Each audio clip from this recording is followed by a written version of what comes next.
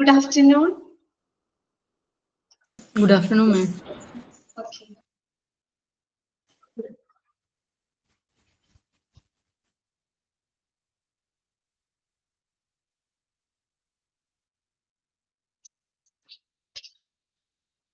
പിന്നെ കഴിഞ്ഞ ആഴ്ച ഞാൻ ലീവ് എടുത്തപ്പോ സോളി മിസ് ആണ് കേട്ടോ എന്റെ അവർ എടുത്തിരുന്നത്. അപ്പൊ അതിനെ കോമ്പൻസേറ്റ് ചെയ്യാൻ വേണ്ടിയിട്ടാണ് കേട്ടോ ഇന്ന് ഞാൻ കയറിയത്. ഓക്കെ, അപ്പം ഇന്നലെ നമ്മള് പഠിച്ചിരുന്നത് ഫാർമസി ആയിരുന്നു. ഓക്കെ ദിവ്യ, ഗുഡ് ആഫ്റ്റർനൂൺ.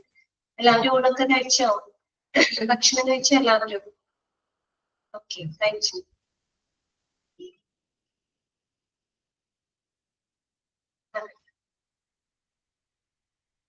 മഴയൊക്കെ എങ്ങനെയുണ്ട് അവിടെ? കഴിച്ചു. ഇപ്പൊ തന്നെ കഴിച്ചു കഴിഞ്ഞപ്പോ കഴിച്ചിരുന്നു. എങ്ങനെയുണ്ട് മഴ?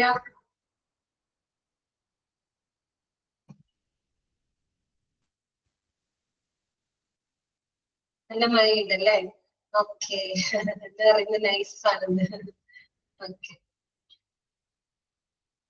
നല്ല മഴയുണ്ടല്ലേ? ഇവിടെ ഒരു നല്ല മഴയാണ്.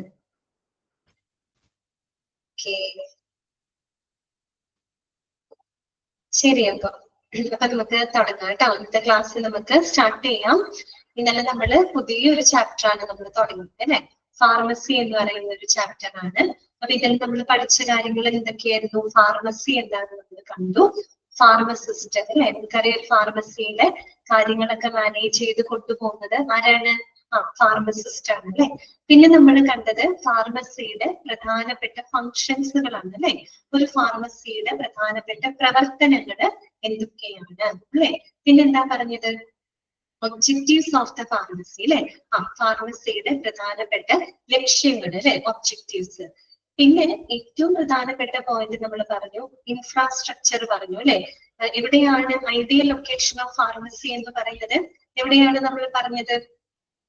Ideal location of pharmacy ground floor അല്ലെങ്കിൽ ഫസ്റ്റ് ഫ്ലോർ. ഓക്കെ, ഷിപ്പന കറക്റ്റ് ആണ് കേട്ടോ. ഗ്രൗണ്ട് ഫ്ലോറും ആവാം, ഫസ്റ്റ് ഫ്ലോറും ആവാം കേട്ടോ. ചിലപ്പോ ഓപ്ഷനകത്ത് രണ്ടും ഉണ്ടാവും, ബോത്ത് എ ആൻഡ് ബി അങ്ങനെയുള്ള രീതിയിലൊക്കെ തരുമ്പോൾ ബോത്ത് എ ആൻഡ് ബി എഴുതണം കേട്ടോ. കാരണം ഗ്രൗണ്ട് ഫ്ലോറിലും ആവാം, ഫസ്റ്റ് ഫ്ലോറിലും ആവാം. ഓക്കെ, പിന്നെ നമ്മൾ പറഞ്ഞത് റേഡിയോ ഐസോട്ടോപ്പ് എന്താണെന്ന് പറഞ്ഞു. വളരെ അൺസ്റ്റേബിൾ ആയിട്ടുള്ള കെമിക്കൽ എലമെന്റ് ആണ് റേഡിയോ ഐസോട്ടോപ്പ് എന്ന് പറഞ്ഞത്. അപ്പൊ അത് ബ്രേക്ക് ഡൗൺ ആയതുകൊണ്ട് എന്ത് ചെയ്യാണ്? റേഡിയേഷൻസിന് പുറത്തേക്ക് വിടുന്നു അല്ലെ? അങ്ങനെയാണ് അത് കുറെ കൂടെ സ്റ്റേബിൾ ആയിട്ടുള്ള ഇലമെന്റ് ആയിട്ട് മാറുന്നത്. ഓക്കെ, ന്യൂക്ലിയർ മെഡിസിനിൽ നമ്മൾ ഉപയോഗിക്കുന്നുണ്ട് അല്ലെ? ഇമേജിംഗ് ടെസ്റ്റിന് ഉപയോഗിക്കുന്നുണ്ട്. ക്യാൻസർ പോലെയുള്ള ട്രീറ്റ്മെന്റുകൾക്കൊക്കെ നമ്മൾ എന്ത് ഉപയോഗപ്പെടുത്തുന്നുണ്ട്? റേഡിയോ ഐസോട്ടോപ്പുകൾ ഉപയോഗിക്കുന്നുണ്ട്. അപ്പൊ അതൊക്കെ വളരെ സേഫ് ആയിട്ട് ലോക്ക് ചെയ്ത് വെച്ച് വേണം ഉപയോഗിക്കാനായിട്ട്. ഓക്കെ, പിന്നെ നമ്മൾ പറഞ്ഞത് അവിടുത്തെ എന്താണ് സ്റ്റാഫിങ്ങിനെ പറ്റിയിട്ട് അല്ലെ? നമുക്കറിയാം ഒരു ഡ്രഗ് ആൻഡ് തെറാപ്യൂട്ടിക് കമ്മിറ്റി ഉണ്ട്, എക്യുപ്മെന്റ്സ് പറഞ്ഞിരുന്നു. ഓക്കെ, പിന്നെ നമ്മൾ കണ്ടത് അവിടുത്തെ എന്താണ് എന്തായിരുന്നു സ്റ്റാഫുകളെ പറ്റിയിട്ട്. ഏറ്റവും ഇമ്പോർട്ടന്റ് ആയിട്ടുള്ള പോയിന്റ് നമ്മൾ ഇങ്ങനെ പഠിച്ചതിനാണ് the number of pharmacists required in a hospital that depends on the bed strength അല്ലെ? ഒരു ഹോസ്പിറ്റൽ അല്ലെങ്കിൽ ഒരു ഹോസ്പിറ്റൽ ഫാർമസിയിൽ ആവശ്യമായിട്ടുള്ള ഫാർമസിസ്റ്റുകളുടെ എണ്ണം നമ്മൾ എന്തിനെ ബേസ് ചെയ്തുകൊണ്ടാണ് അത് നിശ്ചയിക്കുന്നത്? ബെഡ് സ്ട്രെങ്തിനെ ഡിപ്പെൻഡ് ചെയ്തുകൊണ്ടാണ് കേട്ടോ. ബെഡ് സ്ട്രെങ്ത് എന്ന് പറഞ്ഞാൽ അറിയാലോ, ഒരു ഹോസ്പിറ്റലിൽ അവൈലബിൾ ആയിട്ടുള്ള ബെഡുകളുടെ എണ്ണമാണ് ബെഡ് സ്ട്രെങ്ത്. അപ്പൊ എങ്ങനെയാ ഒരു കണക്ഷൻ വരുന്നത്? എങ്ങനെയാ? ബെഡ് സ്ട്രെങ്ത് കൂടുതലാണ് എന്ന് പറയുമ്പോൾ കൂടുതൽ പേഷ്യൻസുകൾ വരും അല്ലെ? ബെഡ് സ്ട്രെങ്ത് കൂടുക എന്ന് പറയുമ്പോൾ കൂടുതൽ ആളുകളെ അക്കോമഡേറ്റ് ചെയ്യാൻ സാധിക്കുന്ന ഹോസ്പിറ്റലായിരിക്കും. അപ്പൊ അതിനനുസരിച്ച് കൂടുതൽ പേഷ്യൻസുകൾ വരും. അപ്പൊ പേഷ്യന്റിന്റെ എണ്ണം കൂടുമ്പോൾ സ്വാഭാവികമായിട്ടും നമുക്ക് കൂടുതൽ മോണിറ്ററിങ്ങും അതുപോലെ കൂടുതൽ മെഡിസിൻസും ഫാർമസ്യൂട്ടിക്കൽ കെയർ ഒക്കെ കൂടുതൽ കൊടുക്കേണ്ടതായിട്ട് വരും അല്ലെ? അങ്ങനെ വരുമ്പോൾ നമുക്ക് കൂടുതൽ ഫാർമസിസ്റ്റുകൾ അവിടെ ആവശ്യമായിട്ട് വരും. അതുകൊണ്ടാണ് അതിന് പറയുന്നത് കേട്ടോ. പിന്നെ എന്താ പറയാ, ടേബിളിൽ കൊടുത്തത് ഇമ്പോർട്ടന്റ് ആണ്. ഓരോ ബെഡ് സ്ട്രെങ്തിനനുസരിച്ച് എത്ര ഫാർമസിസ്റ്റുകളാണ് ആവശ്യമുള്ളത് എന്നുള്ളത് കൃത്യമായിട്ട് തന്നെ പഠിച്ചു വയ്ക്കാം. ഇന്നലെ ഇതുവരെയാണ് നമ്മൾ പറഞ്ഞു നിർത്തിയത് കേട്ടോ. ഇത്രയും ഭാഗങ്ങൾ നിങ്ങൾക്ക് ക്ലിയർ ആണല്ലോ? ഓക്കെ അല്ലേ? ഇത്രയും ഭാഗങ്ങള് ഓക്കെ ആണോ? വായിച്ചൊക്കെ നോക്കിയോ? ഓക്കെ, ഡെയിലി വായിച്ചു നോക്കണം കേട്ടോ. അതിന്റെ സമയം കണ്ടെത്തണം. എല്ലാ മിസ്സുമാരും എടുക്കുന്ന കൂട്ടിക്കല്ല ഒരു ദിവസം ഓരോ മിസ്സുമാരും ഒരു 3 അല്ലെങ്കിൽ ഒരു മാക്സിമം ഒരു 4 പേജസ് ഒക്കെ അല്ലേ എടുക്കുന്നുള്ളൂ. അപ്പൊ ഡെയിലി നിങ്ങൾ അതൊന്ന് വായിക്കാനുള്ള സമയം നിങ്ങൾ കണ്ടെത്തണം കേട്ടോ. അല്ലെങ്കിൽ ബുദ്ധിമുട്ട് വരും. എക്സാമിന്റെ സമയങ്ങളിൽ എല്ലാം ഒരുമിച്ചിരുന്ന് പഠിക്കാന്ന് വെച്ചാൽ കുറച്ച് ബുദ്ധിമുട്ടായിരിക്കും. അപ്പൊ നിങ്ങൾക്ക് തിരക്കുകളും കാര്യങ്ങളൊക്കെ ഉണ്ടായിരിക്കും കേട്ടോ. എങ്കിലും കുറച്ച് സമയം മാറ്റി വെക്കാം കേട്ടോ. ശരി, അപ്പൊ നമുക്ക് ബാക്കിയുള്ള ഭാഗങ്ങളിലേക്ക് കിടക്കാം. ഇനി നമുക്ക് പഠിക്കാനായിട്ടുള്ളത് ഒരു ഫ്ലോ ചാർട്ട് ആണ് കേട്ടോ. Flow chart for the requirements of A hospital pharmacist. ഞാനൊന്ന് ഓൾ മ്യൂട്ട് ചെയ്യാനേ.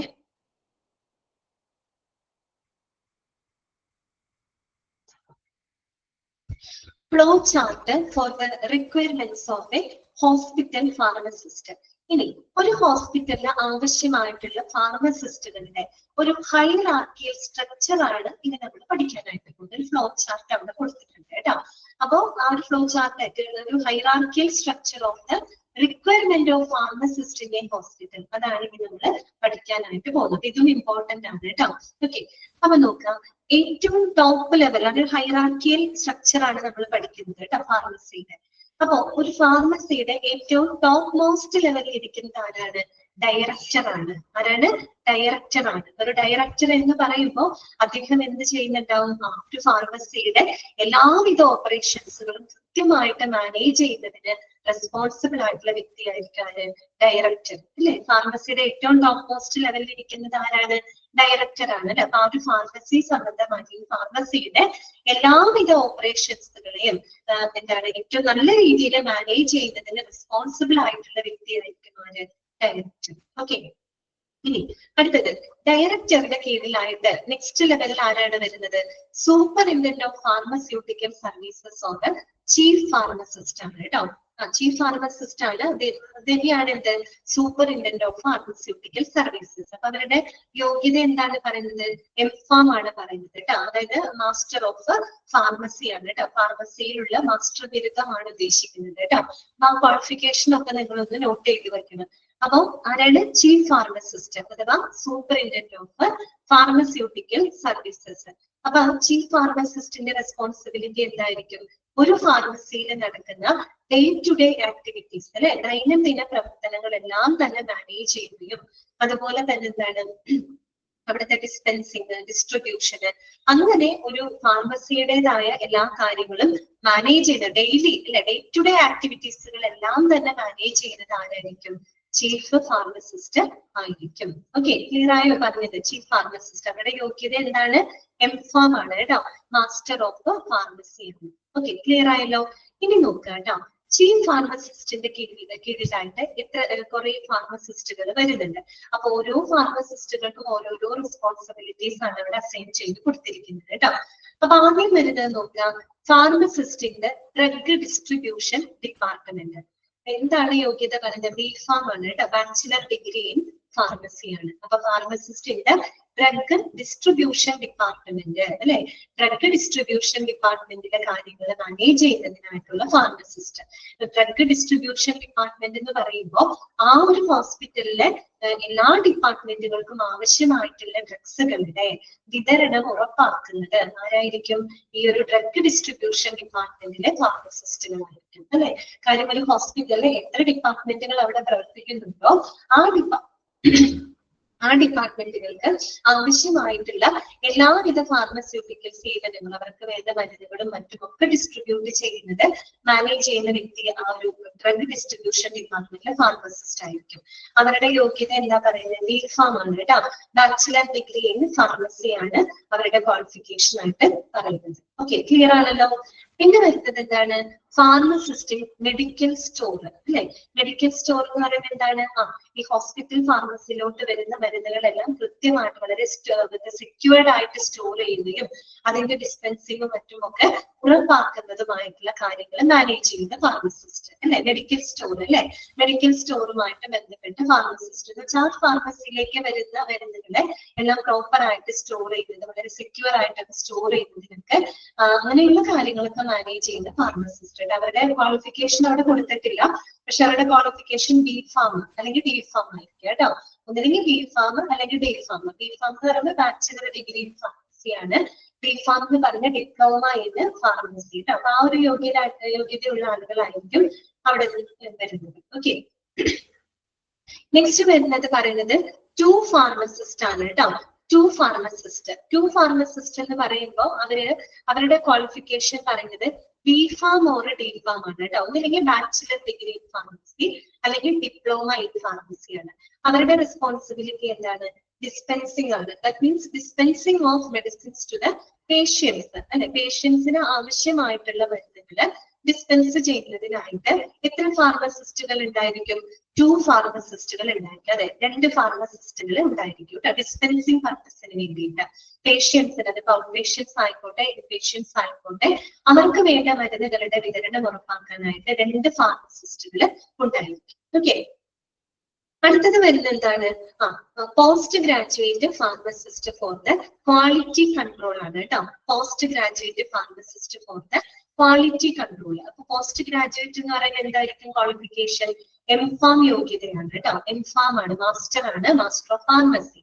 ഓക്കെ, എംഫാം ആയിരിക്കും അവർക്ക് ക്വാളിഫൈഡ് ആയിട്ടുണ്ടാവുക ഫോർ ദ ക്വാളിറ്റി കൺട്രോൾ. അതായത് എന്താണ്? മരുന്നുകളുടെ ക്വാളിറ്റി ടെസ്റ്റുകളും അതിന്റെ അനാലിസിസും മറ്റുമൊക്കെ മാനേജ് ചെയ്യുന്ന ഫാർമസിസ്റ്റുകളായിരിക്കും അല്ലെ. ഓക്കെ, അപ്പൊ അങ്ങനെയുള്ള കാര്യം, അതാണ് ക്വാളിറ്റി കൺട്രോൾ ഉദ്ദേശിക്കുന്നത്. മരുന്നുകളുടെ ക്വാളിറ്റി ടെസ്റ്റുകൾ നടത്തണം, അതിന്റെ അനാലിസിസും മറ്റുമൊക്കെ കണ്ടക്ട് ചെയ്യുന്ന ഫാർമസിസ്റ്റുകൾ. എന്താണ് യോഗ്യത? എംഫാം ആണ് കേട്ടോ, പോസ്റ്റ് ഗ്രാജുവേറ്റ്. ഓക്കെ, ക്ലിയർ ആയോ പറഞ്ഞത്? അപ്പൊ നിങ്ങൾ ഓർത്താൽ മതി, ക്വാളിറ്റി കൺട്രോൾ എന്ന് പറയുമ്പോൾ കുറച്ചും കൂടെ കുറച്ചും കൂടെ ക്വാളിഫൈഡ് ആയിട്ടുള്ള ഒരു കാര്യം ചെയ്യേണ്ട കാര്യമാണ് അല്ലെ. ക്വാളിറ്റി ടെസ്റ്റുകൾ നടത്തുക, അതിന്റെ അനാലിസിസ് മറ്റൊക്കെ നടത്തണമെങ്കിൽ കുറച്ചും കൂടെ ക്വാളിഫൈഡ് ആയിട്ടുള്ളവരാവണം. അത് എംഫാം യോഗ്യതയാണ് അതിന് പറയുന്നത് കേട്ടോ. അതുപോലെ ചീഫ് ഫാർമസിസ്റ്റിന്റെ യോഗ്യത എന്താണ്? എംഫാം ആണ് കേട്ടോ, എംഫാം ആണ്. ഓക്കെ, ബാക്കിയുള്ള എല്ലാ ഫാർമസിസ്റ്റുകൾക്കും ഒന്നില്ലെങ്കിൽ ബിഫാം യോഗ്യത മതി, ബാച്ചിലർ ഇൻ ഫാർമസി ആണ്, അല്ലെങ്കിൽ ഡിപ്ലോമ ഇൻ ഫാർമസി കേട്ടോ. ഓക്കെ, പിന്നെ വേറൊരു സംഭവം കൂടി ഉണ്ട്, ഫാം ഡി എന്ന് പറഞ്ഞിട്ടൊരു സംഭവം ഉണ്ട്. ഫാം ഡി എന്ന് പറയുന്നത് PhD ഇൻ ഫാർമസി ആണ് കേട്ടോ. അപ്പൊ ഡി ഫാമും മറ്റേ ഫാം ഡിയും ഒന്നല്ല കേട്ടോ, വ്യത്യാസമുണ്ട്. ഡി ഫാം എന്ന് പറയുന്നത് ഡിപ്ലോമ ഇൻ ഫാർമസി ആണ്, ഇത് ഡിപ്ലോമയാണ് കേട്ടോ. ഫാം ബി എന്ന് പറഞ്ഞാല് PhD ഇൻ ഫാർമസി ആണ് കേട്ടോ. അത് ഒരു വളരെ ക്വാളിഫിക്കേഷൻ ഉള്ള ഒരു സംഭവമാണ് കേട്ടോ, ഫാം ബി എന്ന് പറയുന്നത്. ഓക്കെ, അപ്പൊ ഈ ഒരു ഫ്ലോ ചാർട്ട് ഇമ്പോർട്ടന്റ് ആണ്. അപ്പൊ ഒന്നുകൂടെ നിങ്ങൾ ജസ്റ്റ് ഒന്ന് റിവൈസ് ചെയ്യാം. ഒരു hierarchical structure of the requirement of the pharmacist ആണ് നമ്മൾ അവിടെ പറഞ്ഞത്, ഒരു ഫ്ലോ ചാർട്ട് രീതിയിൽ നമ്മൾ പഠിച്ചിട്ട്. അപ്പൊ ഏറ്റവും ടോപ്പ് മോസ്റ്റ് ലെവലിൽ ആരാണ് വരുന്നത്? ഡയറക്ടർ ആണ്. ഓക്കെ, പിന്നെ അദ്ദേഹത്തിന്റെ കീഴിൽ രണ്ടാമത്തെ ലെവലിൽ ആരാണ് വരുന്നത്? ചീഫ് ഫാർമസിസ്റ്റ് അഥവാ superintendent of the pharmaceutical services. എന്താണ് അവരുടെ യോഗ്യത പറയുന്നത്? എംഫാം ആണ് അല്ലെ. അതായത് ഒരു ഫാർമസിയുടെ എന്താണ്? മാസ്റ്റർ ഓഫ് ഫാർമസി കേട്ടോ. എംഫാം എന്ന് പറഞ്ഞാൽ മാസ്റ്റർ ഓഫ് ഫാർമസി. ഓക്കെ, അപ്പൊ നോക്കുക, അങ്ങനെയുള്ള ക്വാളിഫിക്കേഷൻ ആയിരിക്കും ചീഫ് ഫാർമസിസ്റ്റ്. പിന്നെ അതിന് കീഴിലായിട്ട് വരുന്നത് 4 വിഭാഗമാണ്, 4 ലെവലുകളുണ്ട്. ഒന്ന് ഡ്രഗ് ഡിസ്ട്രിബ്യൂഷൻ ഡിപ്പാർട്ട്മെന്റുമായിട്ട് ബന്ധപ്പെട്ട ഫാർമസിസ്റ്റ് കേട്ടോ. ഡ്രഗ് ഡിസ്ട്രിബ്യൂഷൻ എന്ന് പറയുമ്പോൾ ആ ഒരു ഹോസ്പിറ്റലിലേക്ക് ആവശ്യമായിട്ടുള്ള, ആ ഹോസ്പിറ്റലിലെ എല്ലാ ഡിപ്പാർട്ട്മെന്റുകൾക്കും ആവശ്യമായിട്ടുള്ള മരുന്നുകളുടെ ഡിസ്ട്രിബ്യൂഷൻ ചെയ്യുന്നതാണ് കേട്ടോ, ഡ്രഗ് ഡിസ്ട്രിബ്യൂഷൻ ഡിപ്പാർട്ട്മെന്റ്. അവിടുത്തെ ഫാർമസിസ്റ്റ് യോഗ്യത ബിഫാം ആണ്. പിന്നെ മെഡിക്കൽ സ്റ്റോറുമായിട്ട് ബന്ധപ്പെട്ട ഫാർമസിസ്റ്റ് എന്ന് വെച്ചാൽ മരുന്നുകൾ, ഫാർമസിയിലെ മരുന്നുകളും മറ്റും സ്റ്റോർ ചെയ്യുന്ന കാര്യങ്ങളൊക്കെ മാനേജ് ചെയ്യുന്ന ഫാർമസിസ്റ്റ് ഉണ്ടായിരിക്കും. പിന്നെ വരുന്നത് 2 ഫാർമസിസ്റ്റ് ആണ് ഫോർ ദ ഡിസ്പെൻസിങ്ങിന് വേണ്ടിയിട്ട് കേട്ടോ. അതായത് പേഷ്യൻസിനായിട്ടുള്ള മരുന്നുകൾ ഡിസ്പെൻസ് ചെയ്ത് കൊടുക്കുന്നതിനായിട്ട് 2 ഫാർമസിസ്റ്റുകൾ ഉണ്ടായിരിക്കും. യോഗ്യത പറയുന്നത് ബിഫാം അല്ലെങ്കിൽ ഡിഫാം ആണ് കേട്ടോ. പിന്നെ ക്വാളിറ്റി കൺട്രോൾ ആണ്. ക്വാളിറ്റി കൺട്രോളിനായിട്ട് പോസ്റ്റ് ഗ്രാജുവേറ്റ് ഫാർമസിസ്റ്റ് ആണ്, വെച്ചാൽ എംഫാം യോഗ്യതയുള്ള ഫാർമസിസ്റ്റുകളാണ് ക്വാളിറ്റി കൺട്രോളിനായിട്ട് നിയമിച്ചിരിക്കുന്നത് കേട്ടോ. ഓക്കെ, അപ്പൊ ക്ലിയർ ആയല്ലോ ഈ ഫ്ലോ ചാർട്ട്? ഓക്കെ ആണല്ലോ, അത് പഠിച്ചു വെക്കണം കേട്ടോ. അവരുടെ ക്വാളിഫിക്കേഷൻ ഒക്കെ ഒന്ന് നോട്ട് ചെയ്ത് വെക്കാം. ചീഫ് ഫാർമസിസ്റ്റിന്റെ ക്വാളിഫിക്കേഷൻ എന്താണ്, ക്വാളിറ്റി കൺട്രോൾ ഫാർമസിസ്റ്റുകളുടെ ക്വാളിഫിക്കേഷൻ എന്താണെന്ന് നോട്ട് ചെയ്ത് വെക്കാം കേട്ടോ. ഇനി നമുക്ക് പഠിക്കാനുള്ളത് ഡ്രഗ് ആൻഡ് തെറാപ്യൂട്ടിക് കമ്മിറ്റിയെ പറ്റിയിട്ടാണ്. ഈ ഒരു കമ്മിറ്റിയെ പറ്റിയിട്ട് നമ്മൾ ഇന്നലെ ഫംഗ്ഷൻസും ഒബ്ജക്റ്റീവ്സും ഒക്കെ പറഞ്ഞിട്ടുണ്ടായിരുന്നു അല്ലെ. അതായത് ഒരു ഫാർമസിയുടെ പ്രവർത്തനങ്ങൾ, ഒരു ഫാർമസിക്ക് വേണ്ട മാർഗനിർദ്ദേശങ്ങളെല്ലാം തന്നെ കൊടുക്കുന്നത് ആരാണ്? ഡ്രഗ് ആൻഡ് തെറാപ്യൂട്ടിക് കമ്മിറ്റിയാണെന്ന് പറഞ്ഞു അല്ലെ. ആ ഒരു കമ്മിറ്റിയുടെ എല്ലാവിധ റെക്കമെൻഡേഷൻസുകളും പ്രാവർത്തികമാക്കാനുള്ള ഉത്തരവാദിത്തം ആർക്കാണുള്ളത്? ഫാർമസിക്കാണുള്ളത്. ഓക്കെ, അപ്പൊ അങ്ങനെ ഒരു കമ്മിറ്റി ഉണ്ടെന്നറിയാം. അപ്പൊ ആ ഒരു കമ്മിറ്റിയുടെ മെമ്പേഴ്സിനെ പറ്റിയിട്ടാണ് ഇനി നമ്മൾ പഠിക്കുന്നത്. അതും ഇമ്പോർട്ടന്റ് ആണ്, നോട്ട് ചെയ്ത് വെക്കണം കേട്ടോ. അപ്പൊ നോക്കാം drug and therapeutic committee. Okay, നമുക്കറിയാം ഒരു കമ്മിറ്റി എന്ന് പറയുമ്പോൾ തീർച്ചയായിട്ടും ആ ഒരു കമ്മിറ്റിക്ക് ഒരു ചെയർമാൻ ഉണ്ടായിരിക്കും, ഒരു സെക്രട്ടറി ഉണ്ടായിരിക്കും. അപ്പൊ ചെയർമാൻ ആരാണ്, സെക്രട്ടറി ആരാണ്, അത് വളരെയധികം ഇമ്പോർട്ടന്റ് ആണ്. അത് എടുത്ത് ചോദിച്ചിട്ടുണ്ട്. ഈ ഒരു കമ്മിറ്റിയിൽ മാത്രമല്ല കേട്ടോ, നിങ്ങൾ ഏതൊരു കമ്മിറ്റി പഠിക്കുക കമ്മിറ്റിയുടെ ചെയർമാൻ സ്ഥാനം ആരാണ്, അല്ലെങ്കിൽ അതിന്റെ സെക്രട്ടറി ആരാണ്, അതൊക്കെ ഒന്ന് നോട്ട് ചെയ്ത് വെക്കണം കേട്ടോ.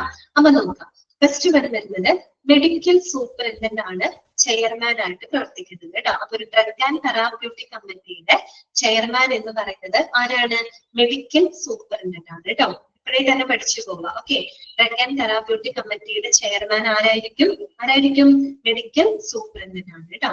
പിന്നെ അതുകൂടാണ്ട് ഓൾ HODs, HOD എന്ന് പറഞ്ഞാൽ എന്താണ്, ഹെഡ് ഓഫ് ദ ഡിപ്പാർട്ട്മെന്റ്സ് അല്ലെ. ആ ഒരു ഹോസ്പിറ്റലിലെ വിവിധ ഡിപ്പാർട്ട്മെന്റുകളുടെ ഹെഡുകള് അല്ലെ, എല്ലാ HODsകളും ഈ ഒരു കമ്മിറ്റിയിലെ അംഗങ്ങളായിരിക്കും കേട്ടോ, മെമ്പർ ആയിരിക്കും. ഓക്കെ, അടുത്തത് നഴ്സിംഗ് സൂപ്പറിൻറ്റൻഡന്റ്. നഴ്സിംഗ് സൂപ്പറിൻറ്റൻഡും ഈ കമ്മിറ്റിയിലെ മെമ്പറാണ്, ഈ കമ്മിറ്റിയിലെ ഒരു മെമ്പർ ആയിരിക്കും. ഇനി ആരാണ് ഈ കമ്മിറ്റിയുടെ സെക്രട്ടറി എന്ന് പറയുന്നത്, ആരാണ്, അത് ചീഫ് ഫാർമസിസ്റ്റ് ആണ് കേട്ടോ. ആരാണ്, ചീഫ് ഫാർമസിസ്റ്റ്. നമ്മൾ നേരത്തെ പറഞ്ഞില്ലേ ഇൻഫാം യോഗ്യതയുള്ള ചീഫ് ഫാർമസിസ്റ്റ്, അദ്ദേഹമാണ് ഈ ഒരു കമ്മിറ്റിയുടെ സെക്രട്ടറി ആയിട്ട് പ്രവർത്തിക്കുന്നത്. അപ്പൊ നിങ്ങൾ പ്രത്യേകം നോട്ട് ചെയ്യേണ്ടത് ചെയർമാൻ ആരാണ്, സെക്രട്ടറി ആരാണ്. അപ്പൊ who is the chairman of drug and therapeutic committee, medical superintendent അല്ലെ. അതുപോലെ who is the secretary of the drug and therapeutic committee, അത് ചീഫ് ഫാർമസിസ്റ്റ് ആണ് കേട്ടോ. അതായത് തിരിച്ചും ചോദിക്കാം, medical superintendent drug and therapeutic കമ്മിറ്റിയുടെ എന്തായിട്ടാണ് ആക്ട് ചെയ്യുന്നത്, ചെയർമാൻ ആയിട്ട് ആക്ട് ചെയ്യുന്നു. Chief pharmacist drug and therapeutic കമ്മിറ്റിയുടെ എന്താണ്, സെക്രട്ടറി ആണ് കേട്ടോ. പിന്നെ ബാക്കിയുള്ള എല്ലാ HODകളും അതുപോലെ തന്നെ നഴ്സിംഗ് സൂപ്രണ്ടന്റ് ഒക്കെ ഈ ഒരു കമ്മിറ്റിയുടെ മെമ്പേഴ്സ്. ക്ലിയർ ആയോ പറഞ്ഞത്, മനസ്സിലായില്ലേ, ക്ലിയർ ആയില്ലേ? ഓക്കെ, ഇനി നമുക്ക് പഠിക്കാനുള്ളത് ഫങ്ഷൻസ് ആണ് കേട്ടോ. ആരുടെ ഫങ്ഷൻസ് ആണെന്ന് അറിയാമോ, functions of the drug and therapeutic committee കേട്ടോ. ഡ്രഗ് ആൻഡ് തെറാപ്യൂട്ടിക് കമ്മിറ്റിയുടെ ഫങ്ഷൻസ് ആണ് ഇനി നമ്മൾ പഠിക്കുന്നത്. ഇന്നലെ നമ്മൾ ഫാർമസിയുടെ ഫങ്ഷൻസ് പഠിച്ചു കേട്ടോ. ഇനി നമ്മൾ പഠിക്കുന്നത് ഈ പറയുന്ന ഡ്രഗ് ആൻഡ് തെറാപ്യൂട്ടിക് കമ്മിറ്റിയുടെ ഫങ്ഷൻസുകളാണ് കേട്ടോ. എന്തൊക്കെയാന്ന് നോക്കാം, എല്ലാം ഒന്ന് മനസ്സിലാക്കി വെക്കുക കേട്ടോ. ഒന്നാമത്തെ പോയിന്റ് ഇതാണ്, to prepare of hospital drug formulary. ഫോർമുലറിയിലാണ് കേട്ടോ, നിങ്ങളുടെ ഫോർമാലിറ്റിയിലാണോ എടുക്കണേ, നിങ്ങളുടെ ടെക്സ്റ്റിൽ എങ്ങനെയാണ്, ഫോർമാലിറ്റിയിലാണോ അത് ഫോർമുലറിയിലാണോ, എന്താ കിടക്കുന്നത്, ഫോർമുലറിയിലാണോ കിടക്കുന്നത്? ആണ്, അപ്പൊ കറക്റ്റ് ആണ് കേട്ടോ. ഡ്രഗ് ഫോർമുലറിയിലാണ് കേട്ടോ, കറക്റ്റ് ആണ്. അപ്പൊ എന്താണ് ഒന്നാമത്തെ function, to prepare of hospital drug formulary. അപ്പൊ നിങ്ങൾക്ക് അറിയണം എന്താണ് ഈ ഡ്രഗ് ഫോർമുലറി എന്ന് പറഞ്ഞു കഴിഞ്ഞാല്. എന്താണ് ഡ്രഗ് ഫോർമുലറി എന്ന് പറഞ്ഞാല്, അതായത് ഒരു ഹോസ്പിറ്റലില്, അതായത് ഒരു നമ്മുടെ ഈ പറയുന്ന ഹോസ്പിറ്റലില് ഉപയോഗിക്കുന്നതിന് വേണ്ടിയിട്ട് അംഗീകരിച്ചിട്ടുള്ള മരുന്നുകളുടെ ഒരു ലിസ്റ്റ് ആണ് എന്ത്, ഡ്രഗ് ഫോർമുലറി എന്ന് പറയുന്നത് കേട്ടോ. ഓക്കെ, മനസ്സിലാക്കി വെക്കുക. ഡ്രഗ് ഫോർമുലറി എന്ന് കേട്ട് കഴിഞ്ഞാൽ എന്താണ് മനസ്സിലാക്കേണ്ടത്, അതായത് ഒരു ഹോസ്പിറ്റലിന് ഉപയോഗിക്കുന്നതിനായിട്ട് അംഗീകരിച്ചിട്ടുള്ള മരുന്നുകളുടെ ലിസ്റ്റ് ആണിത് ഡ്രഗ് ഫോർമുലറി എന്ന് പറയുന്നത് കേട്ടോ. അപ്പൊ ഈ ഡ്രഗ് ഫോർമുലറിക്കകത്ത് ഈ പറയുന്ന ഓരോ മരുന്നുകളുടെയും എല്ലാവിധ ഇൻഫർമേഷൻസും അതിനകത്ത് ഉണ്ടായിരിക്കും, ഈ ഡ്രഗ് ഫോർമുലറിക്കകത്ത് ഉണ്ടായിരിക്കും. എന്ന് പറഞ്ഞു കഴിഞ്ഞാല് ആ മെഡിസിൻസിന്റെ പേരുകൾ, ഓരോ മരുന്നിന്റെയും ഇൻഫർമേഷൻസ് അതിനകത്ത് ഉണ്ടായിരിക്കും കേട്ടോ. മെഡിസിന്റെ നെയിം, ദാറ്റ് മീൻസ് അവരുടെ അതിന്റെ ജനറിക് നെയിംസ്, ബ്രാൻഡ് നെയിമുകൾ, അതൊക്കെ ഉണ്ടായിരിക്കും. അതുപോലെ തന്നെ അതിന്റെ ഡോസേജ് ഫോംസ്, അതായത് ഏതൊക്കെ ഫോമുകളിലാണ്, ഇപ്പൊ ചിലത് ടാബ്ലറ്റ് ഫോമിലാവാം, ചിലത് ക്യാപ്സ്യൂൾ ആയിട്ടായിരിക്കും അല്ലെ, ചിലത് ഇൻജെക്റ്റബിൾ ഫോമിലുള്ള മെഡിസിൻസ് ഉണ്ടായിരിക്കും. അപ്പൊ അത് ഏത് ഡോസേജ് ഫോമിലാണ്, ടാബ്ലറ്റ് ആയിട്ടാണോ, ക്യാപ്സ്യൂൾ ആയിട്ടാണോ, ഇൻജെക്റ്റബിൾ ഫോമിലാണോ, അങ്ങനെയുള്ളതൊക്കെ അതിനകത്ത് രേഖപ്പെടുത്തിയിട്ടുണ്ടാവും. അതുപോലെ തന്നെ ആ മരുന്നുകൾ ഉപയോഗിക്കാൻ അനുവദിച്ചിട്ടുള്ള സാഹചര്യങ്ങൾ ഏതൊക്കെയാണ്, ഉപയോഗിക്കാൻ പാടില്ലാത്ത സിറ്റുവേഷൻസ് ഏതൊക്കെയാണ്, അങ്ങനെയുള്ളത്. അതുപോലെ തന്നെ ആ മരുന്നിന്റെ കോസ്റ്റ്, ആ മരുന്നിന്റെ വില, പിന്നെ ആ മരുന്നിനുള്ള സൈഡ് ഇഫക്റ്റുകൾ, അങ്ങനെ ഓരോ മരുന്നുകളെ പറ്റിയിട്ടുള്ള എല്ലാവിധ ഇൻഫർമേഷൻസ് ഏതിനകത്ത് ഉണ്ടായിരിക്കും, ഈ പറയുന്ന ഡ്രഗ് ഫോർമുലറിക്കകത്ത് ഉണ്ടായിരിക്കും. പറഞ്ഞു മനസ്സിലായോ? അപ്പൊ ഡ്രഗ് ഫോർമുലറി എന്ന് പറഞ്ഞാൽ ഇത്രയേ ഉള്ളൂ. ഒരു ഹോസ്പിറ്റൽ ഉപയോഗിക്കുന്നതിനായിട്ട് അംഗീകരിച്ചിട്ടുള്ള മരുന്നുകളുടെ ലിസ്റ്റാണ്. ഈ ഒരു ലിസ്റ്റിനകത്ത് അവിടെയുള്ള ഓരോ മരുന്നിന്റെയും പേരുകള്, അതിന്റെ ഡോസേജ് ബോക്സുകള്, പിന്നെ അതിന്റെ ഏതൊക്കെ സാഹചര്യങ്ങളിലാണ് ആ മരുന്നുകൾ ഉപയോഗിക്കേണ്ടത്, ഏതൊക്കെ സാഹചര്യത്തിൽ ഉപയോഗിക്കാൻ പാടില്ല, പിന്നെ അതിന്റെ സൈഡ് ഇഫക്റ്റുകള്, അങ്ങനെ എല്ലാവിധ ഇൻഫർമേഷൻസും ഈ ഒരു ഡ്രഗ് ഫോർമുലറിക്കകത്ത് ഉണ്ടായിരിക്കും. അപ്പൊ അത്തരത്തിലുള്ള ഒരു ഡ്രഗ് ഫോർമുലറി പ്രിപ്പയർ ചെയ്തത് ആരാണ്? ഈ പറയുന്ന കമ്മിറ്റിയാണ്. ഓക്കെ, അതാണ് ഒന്നാമത്തെ ഫംഗ്ഷൻ ട്ടോ. To prepare of hospital drug formulary ട്ടോ. ഒരു ഹോസ്പിറ്റലിന്റെ ഡ്രഗ് ഫോർമുലറി പ്രിപ്പയർ ചെയ്യുക. ഓക്കെ, രണ്ടാമത്തെ പോയിന്റ് എന്താണ് പറയുന്നത്? To select of manufacturer and supplier mode of procurement അല്ലെ? To select of manufacture. ചില മരുന്നുകൾ നമ്മൾ മാനുഫാക്ചർ ചെയ്യും അല്ലെ, മറ്റു ചില മരുന്നുകൾ നമ്മൾ മറ്റേതെങ്കിലും സപ്ലൈസിൽ നിന്ന് വാങ്ങും, അങ്ങനെയാണ് ചെയ്യുന്നത്. അപ്പൊ എന്താണെങ്കിലും നമ്മൾ ഇങ്ങനെ ഫംഗ്ഷൻസ് പഠിച്ചപ്പോ പറഞ്ഞു, selection of trust worthy supplies എന്ന് പറഞ്ഞാൽ ഏറ്റവും റിലയബിൾ ആയിട്ടുള്ള ഏറ്റവും വിശ്വസ്തരായിട്ടുള്ള സപ്ലൈസിനെ അല്ലെങ്കിൽ മാനുഫാക്ചർമാരെ വേണമെന്ന് കണ്ടെത്താനായിട്ട് അല്ലെ. കാരണം ഇത്തരം മരുന്നുകൾ നമ്മൾ പേഷ്യൻസിന് കൊടുക്കുന്നതാണ്. അപ്പൊ അതുകൊണ്ട് തന്നെ എന്താണ് ഏറ്റവും റിലയബിൾ ആയിട്ടുള്ള ഏറ്റവും എന്താ പറയാ ട്രസ്റ്റ് വർത്തി ആയിട്ടുള്ള മാനുഫാക്ചറർ തെരഞ്ഞെടുക്കുക, സപ്ലയർ തെരഞ്ഞെടുക്കുക.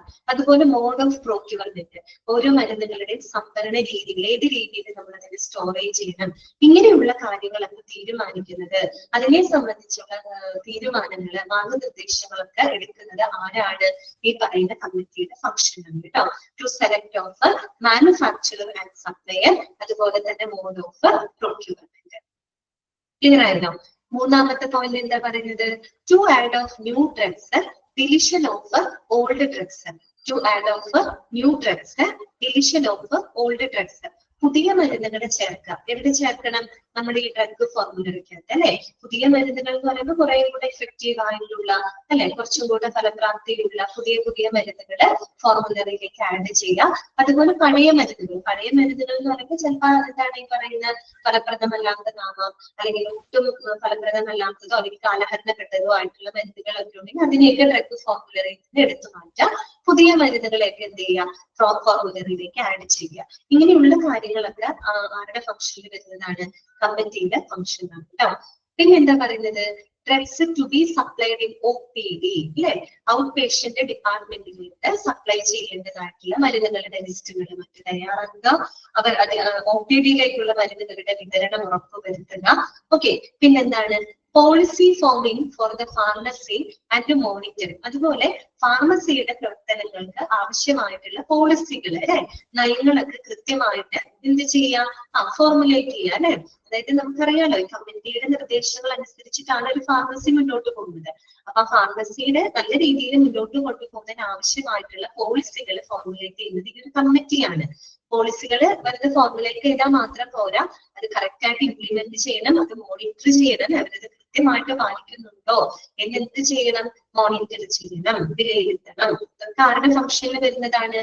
കമ്മിറ്റിയുടെ ഫംഗ്ഷനിൽ വരുന്നതാണ്. ഓക്കെ, പിന്നെന്താ പറയുന്നത്? Budget demand for the pharmacy അല്ലെ. Budget demand for the pharmacy, അതായത് ആ ഒരു ഫാർമസിയിലേക്ക് അല്ലെ മരുന്നുകൾ വാങ്ങാനും അല്ലെങ്കിൽ അതിന്റെ മരുന്നുകളുടെ സ്റ്റോറേജിനും മറ്റുമായിട്ടൊക്കെ ധാരാളം ചെലവുകൾ കാര്യങ്ങളൊക്കെ ഉണ്ട് അല്ലെ. അപ്പൊ അത്തരത്തില് ഒരു ഫാർമസിയിലോട്ട് വരുന്ന റവന്യൂ അത് കറക്റ്റ് ആയിട്ട് മെയിൻറ്റെയിൻ ചെയ്ത് അവരുടെ എന്താണ് ബഡ്ജറ്റ്, അവരുടെ ഫിനാൻസ്, ഒരു ഫിനാൻഷ്യൽ സ്റ്റെബിലിറ്റിക്ക് ആവശ്യമായിട്ടുള്ള ബഡ്ജറ്റും മറ്റുമൊക്കെ തയ്യാറാക്കുക. ഈ ബഡ്ജറ്റിന്റെ മെയിൻ്റനൻസ് കാര്യങ്ങളൊക്കെ നടത്തേണ്ടത് കമ്മിറ്റിയാണ് അല്ലെ. അപ്പൊ ഒരു ഫാർമസിയുടെ ഏതൊക്കെ മരുന്നുകൾ വേണം, ഹോസ്പിറ്റലിന് ആവശ്യമായിട്ടുള്ള മരുന്നുകൾ ഏതൊക്കെയാണ്, മരുന്നുകൾ മേടിക്കണം, ചിലത് മാനുഫാക്ചർ ചെയ്തൊക്കെ എന്തുണ്ട്? പൈസ ചെലവുണ്ട് അല്ലെ. അത് കൂടാതെ അതൊക്കെ നമ്മൾ സ്റ്റോർ ചെയ്യണം അല്ലെ. സ്റ്റോറേജിന് വേറെ കോസ്റ്റ് വരും അല്ലെ, ഹോൾഡിംഗ് കോസ്റ്റ് മറ്റുമൊക്കെ ഉണ്ട്. അതുപോലെ മരുന്നുകൾ എത്തിക്കാനുള്ള ട്രാൻസ്പോർട്ടേഷൻ കോസ്റ്റ്, ഇതൊക്കെ എന്ത് വേണം? ഫിനാൻഷ്യൽ വേണമല്ലേ, സോഴ്സസ് വേണം. അപ്പൊ കൃത്യമായിട്ട് ഫാർമസിക്ക് വരുന്ന റവന്യൂ കറക്റ്റ് ആയിട്ട് മോണിറ്റർ ചെയ്ത് അതിന്റെ ബഡ്ജറ്റും മറ്റുമൊക്കെ മെയിൻറ്റെയിൻ ചെയ്യാനുള്ള ഉത്തരവാദിത്തം നമ്മുടെ കമ്മിറ്റിക്കാണ് ഉള്ളത് കേട്ടോ.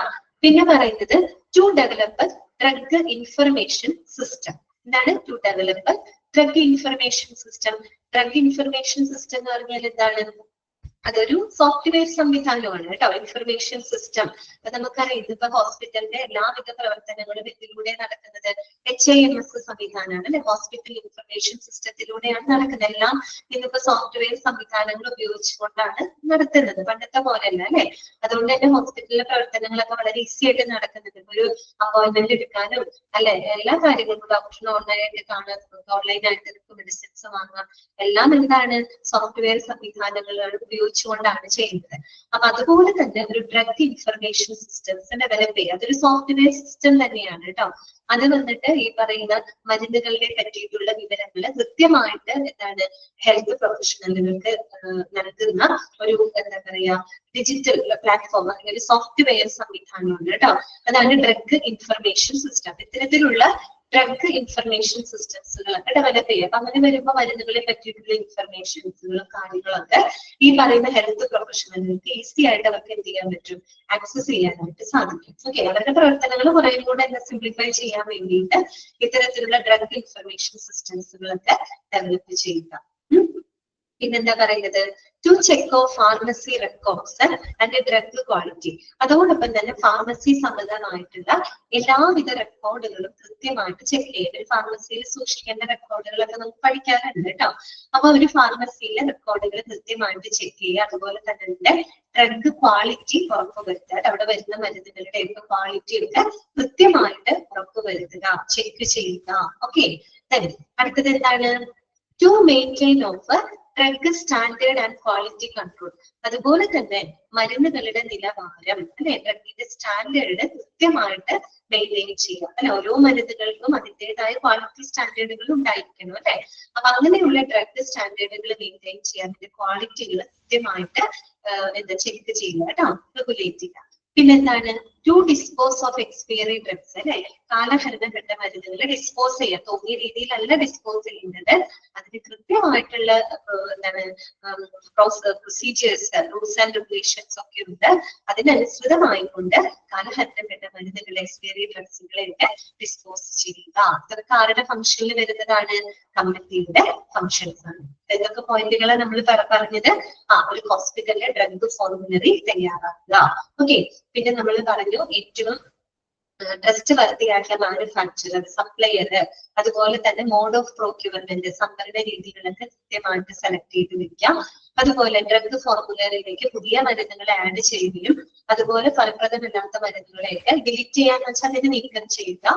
അതുപോലെ ഔട്ട്പേഷ്യന്റ് ഡിപ്പാർട്ട്മെന്റിലേക്കുള്ള മരുന്നുകളുടെ സപ്ലൈ ഉറപ്പുവരുത്തുക. പിന്നെ ഫാർമസിയുടെ പ്രവർത്തനങ്ങൾക്ക് ആവശ്യമായിട്ടുള്ള നയങ്ങൾ രൂപീകരിക്കുക, അത് കൃത്യമായിട്ട് മോണിറ്റർ ചെയ്യുക.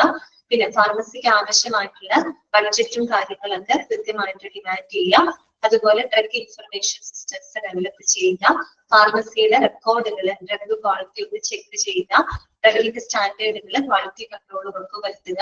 അതുപോലെ എക്സ്പയറി ഡ്രഗ്സുകളൊക്കെ കൃത്യമായിട്ട് ഡിസ്പോസ് ചെയ്യുക കേട്ടോ. അപ്പൊ ഇത്രയാണ് അതിനകത്ത് വരുന്ന ഫങ്ഷൻസ്. ഓക്കെ ആണോ, മനസ്സിലായോ? പോയിന്റുകൾ ക്ലിയർ ആണോ? ഓക്കെ, ജസ്റ്റ് ഒന്ന് വായിക്കാമോ നിങ്ങള്? ഫങ്ഷൻസ് ഒന്ന് ഓടിച്ച് വായിച്ചു നോക്കി, എല്ലാം പോയിന്റും ക്ലിയർ അല്ലേ നോക്കി.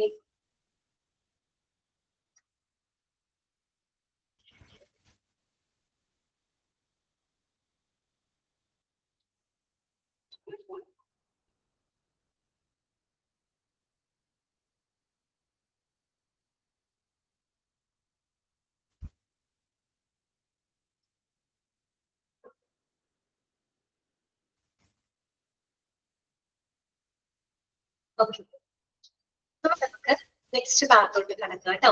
ഇനി നമുക്ക് പഠിക്കാനായിട്ടുള്ളത് ഹോസ്പിറ്റൽ ഫോർമുലറി ആണ് കേട്ടോ. ഹോസ്പിറ്റൽ ഫോർമുലറി, അപ്പൊ നമുക്ക് ഓൾറെഡി പറഞ്ഞു എന്താണ് ഹോസ്പിറ്റൽ ഫോർമുലറി എന്താണെന്ന് നിങ്ങൾക്ക് ക്ലിയർ ആണ് കേട്ടോ.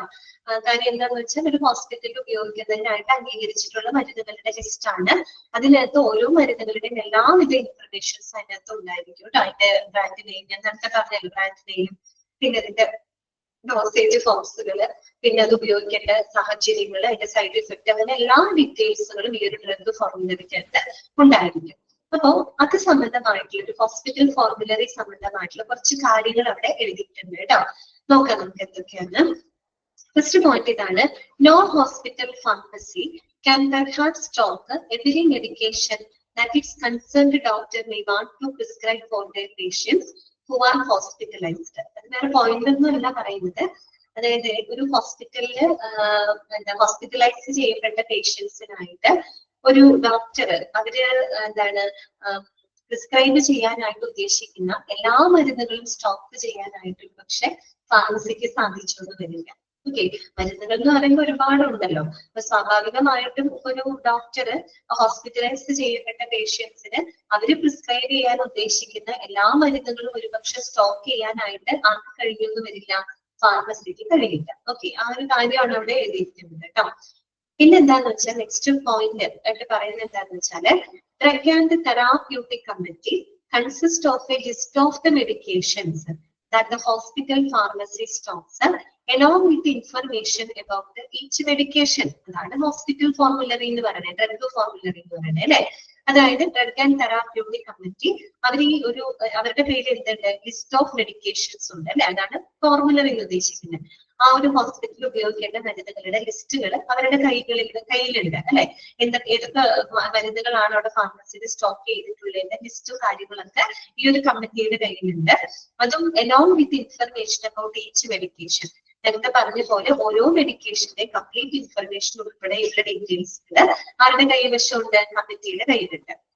അപ്പോ committee that collects information about the hospital formulary meets regularly to make the changes as necessary. അപ്പൊ ഈ കമ്മിറ്റി എന്ത് ചെയ്യുന്ന വെച്ച് കഴിഞ്ഞാല് ഈ ഹോസ്പിറ്റൽ ഫോർമുലറി സംബന്ധമായിട്ടുള്ള എല്ലാ ഇൻഫർമേഷൻസ് അവര് കളക്ട് ചെയ്തിട്ട് ഡെയിലി അവർ എന്ത് ചെയ്യും, മീറ്റിംഗ് നടത്തും. എന്തിനു വേണ്ടിയിട്ടാണ്, to make the changes as necessary. ആവശ്യത്തിന് ചേഞ്ചസുകൾ വരുത്തുന്നതായിട്ട് ഡെയിലി അവർ മീറ്റ് ചെയ്യുന്നുണ്ട്.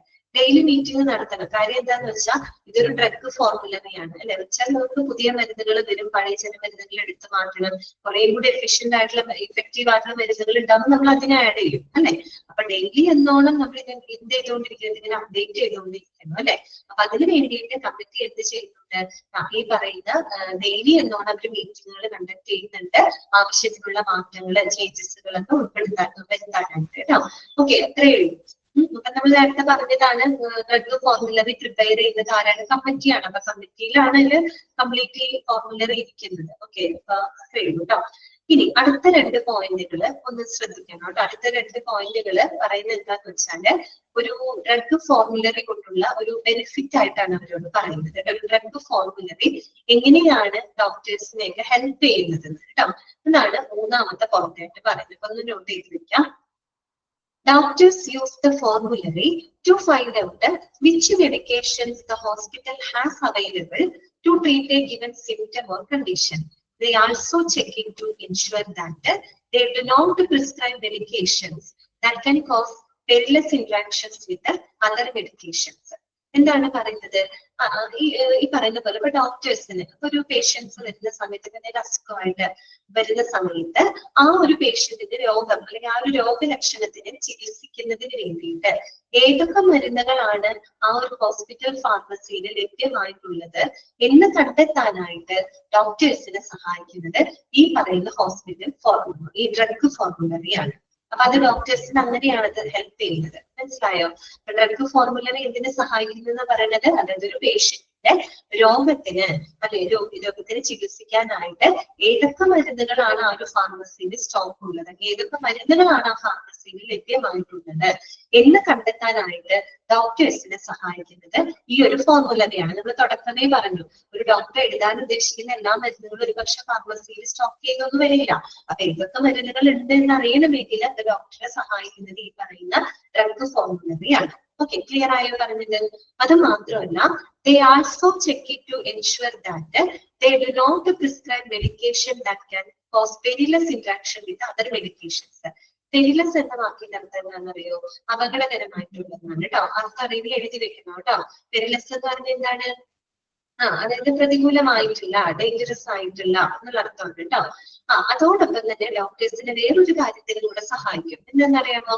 മറ്റുള്ള മരുന്നുകളുമായിട്ടുള്ള എന്താ പറയാ ഇന്ററാക്ഷൻസ് മൂലം പ്രതിപ്രവർത്തനങ്ങളൊക്കെ ഉണ്ടാക്കുന്ന മരുന്നുകള് എഴുതലില്ല എന്ന് ഉറപ്പുവരുത്താൻ ആര് സഹായിക്കുന്നുണ്ട്? ഡോക്ടേഴ്സിന് സഹായിക്കുന്നുണ്ട്. അതായത് ഇപ്പൊ ഒരേ സമയം എടുക്കുന്ന 2-3 മരുന്നുകളാണ് വിചാരിക്കാം. ചില മരുന്നുകള് ഒരേ സമയം എടുക്കുന്ന മരുന്നുകളാണെങ്കിൽ ചിലത് പരസ്പരം എന്ത് ചെയ്യും, ഇന്ററാക്ട് ചെയ്തിട്ട് ചിലപ്പോൾ രോഗിക്ക് എന്തെങ്കിലും ബുദ്ധിമുട്ടുകൾ ഉണ്ടാക്കും. നമ്മളിപ്പോ ഒരു ഡോക്ടർ മരുന്ന് പ്രിസ്ക്രൈബ് ചെയ്യുന്ന എല്ലാത്തിനും ഒരു ടൈം പറയുന്നുണ്ട്. രാവിലെ അല്ലെങ്കിൽ രാത്രി അല്ലെങ്കിൽ ഉച്ചയ്ക്ക് അങ്ങനെ നമ്മളൊരു ടൈം ടൈം പറയുന്നുണ്ട്. അതിന്റെ ഒരു പ്രത്യേക കാരണങ്ങളുണ്ട് കേട്ടോ. അപ്പോ നമ്മൾ ഒരേ സമയം എടുക്കുന്ന ചില മരുന്നുകൾ ഒരു സമയം രാവിലെ എടുക്കുന്ന ഒരു 3 വ്യത്യസ്ത മരുന്നുകൾ ഉണ്ടെന്ന് വിചാരിക്കാം. അപ്പൊ ചില മരുന്നുകള് മറ്റു പലതുമായിട്ട് ഇന്ററാക്ട് ചെയ്തിട്ട് ചിലപ്പോൾ വല്ല എന്താ പറയാ മോശം എന്തെങ്കിലും ബുദ്ധിമുട്ടുണ്ടാക്കുന്ന പേഷ്യൻസിന് എന്തെങ്കിലും ബുദ്ധിമുട്ടുണ്ടാക്കും.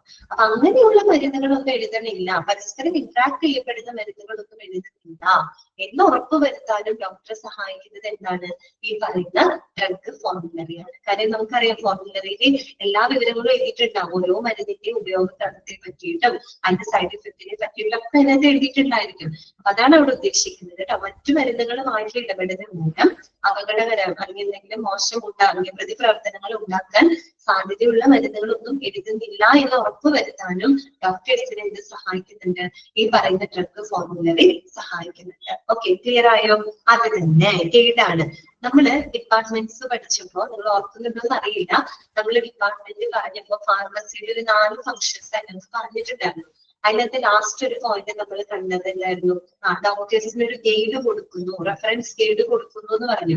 അത് ഞാൻ ജസ്റ്റ് സൂചിപ്പിച്ചിരുന്നു. അതിന്റെ ഡ്രഗ് ഫോർമുലറി എന്നാണ് പറയാ. ഡീറ്റെയിൽഡ് ആയിട്ട് നമ്മൾ ഫാർമസിയിൽ പഠിക്കുന്നു പറഞ്ഞു. ആ ഒരു കാര്യമാണ് പറഞ്ഞത് കേട്ടോ. മനസ്സിലായോ? അപ്പൊ ഡോക്ടേഴ്സ് അത് നോക്കിയിട്ടാണ് അവര് പ്രിസ്ക്രൈബ് ചെയ്യുന്നത്. ഇപ്പൊ നമ്മള് എന്താ പറയാ മരുന്നുകളൊക്കെ എഴുതുമ്പോൾ ചില മരുന്നുകൾ കണ്ടിട്ടില്ലേ, ഭക്ഷണത്തിന് അരമണിക്കൂർ മുന്നേ കഴിക്കണം എന്ന് പറയും. മിക്കവാറും നമ്മൾ ഭക്ഷണത്തിന് അരമണിക്കൂർ മുന്നേ കഴിക്കുന്ന മുമ്പ് കഴിക്കുന്ന മരുന്നുകൾ അധികം നമുക്ക് ഗ്യാസ് ഫോം ചെയ്യാതിരിക്കാൻ വേണ്ടിയിട്ടാണ് അത്തരം മരുന്നുകൾ എഴുതുന്നത്. കാര്യം എന്താന്ന് വെച്ചാല് ഭക്ഷണശേഷം കഴിക്കുന്ന ചില മരുന്നുകൾ നമുക്ക് ചിലപ്പോൾ ഗ്യാസ് ഫോം ചെയ്യുന്ന മരുന്നുകളുണ്ടാവും.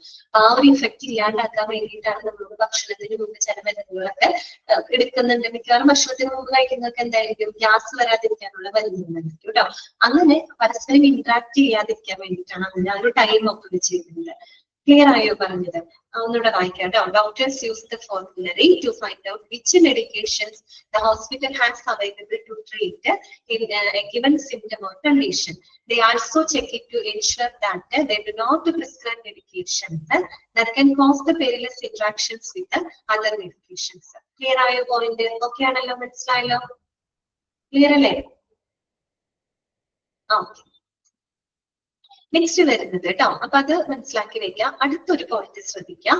The committee select the medications based on there effectiveness, their cost and the need for them at each particular hospital.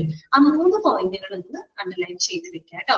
അതായത് ഒരു കമ്മിറ്റി ഈ പറയുന്ന ഡ്രഗ് ഫോർമുലറിയിലേക്ക് ലിസ്റ്റ് ചെയ്യുന്നതിനുള്ള മരുന്നുകള് അവർ എന്തിന്റെ ബേസിലാണ് അവർ സെലക്ട് ചെയ്യുന്നത്, എന്തൊക്കെ കാര്യങ്ങൾ പരിഗണിച്ചിട്ടാണ് അവരൊരു ഡ്രഗ് ഫോർമുലറിയിൽ മരുന്നുകൾ ആഡ് ചെയ്യുന്നത്, എന്തൊക്കെ കാര്യങ്ങൾ നോക്കും? ബേസ്ഡ് ഓൺ ദർ ഇഫക്റ്റീവ്നെസ്, ഒന്ന് അതിന്റെ ഫലപ്രാപ്തി, ആ മരുന്ന് എത്രത്തോളം ഇഫക്റ്റീവ് ആണ് അത് നോക്കണം അല്ലെ, ഇഫക്റ്റീവ്നെസ് നോക്കണം. പിന്നെ ദെയർ കോസ്റ്റ്, അതിന്റെ എന്താ പറയാ വില ഒരു പ്രധാനപ്പെട്ട കാര്യമാണ് അല്ലെ. അതെന്താണ്, സാധാരണക്കാരായിട്ടുള്ള ആളുകൾക്കും അഫോർഡബിൾ ആവുന്ന രീതിയിൽ വേണം നമ്മൾ മരുന്നുകൾ സപ്ലൈ ചെയ്യാനായിട്ട് അല്ലെ. അപ്പൊ അതുകൊണ്ട് കോസ്റ്റ് ഒരു പ്രധാനപ്പെട്ട ഒരു കാര്യമാണ്. അപ്പൊ കോസ്റ്റ് നോക്കൂ, റീസണബിൾ ആണോ, എല്ലാവർക്കും എന്താ പറയാ അഫോർഡബിൾ ആണോ, അതൊക്കെ ഒന്ന് പരിഗണിക്കണം അല്ലെ. അപ്പൊ കോസ്റ്റ് നോക്കും. പിന്നെ എന്താണ് നോക്കുന്നത്, need for the each particular hospital, ആ ഒരു പെർട്ടിക്കുലർ ഹോസ്പിറ്റൽ ആ ഒരു മരുന്നിന് എത്രത്തോളം ഡിമാൻഡ് ഉണ്ട് അതും കൂടെ പരിഗണിച്ചുകൊണ്ടാണ് ഒരു ഡ്രഗ് ഫോർമുലറിയിലായിട്ട് ഈ കമ്മിറ്റി ഇതിനെ സെലക്ട് ചെയ്ത് എടുക്കുന്നത്, ഈ പറയുന്ന മെഡിസിൻസിനെ സെലക്ട് ചെയ്യുന്നത്.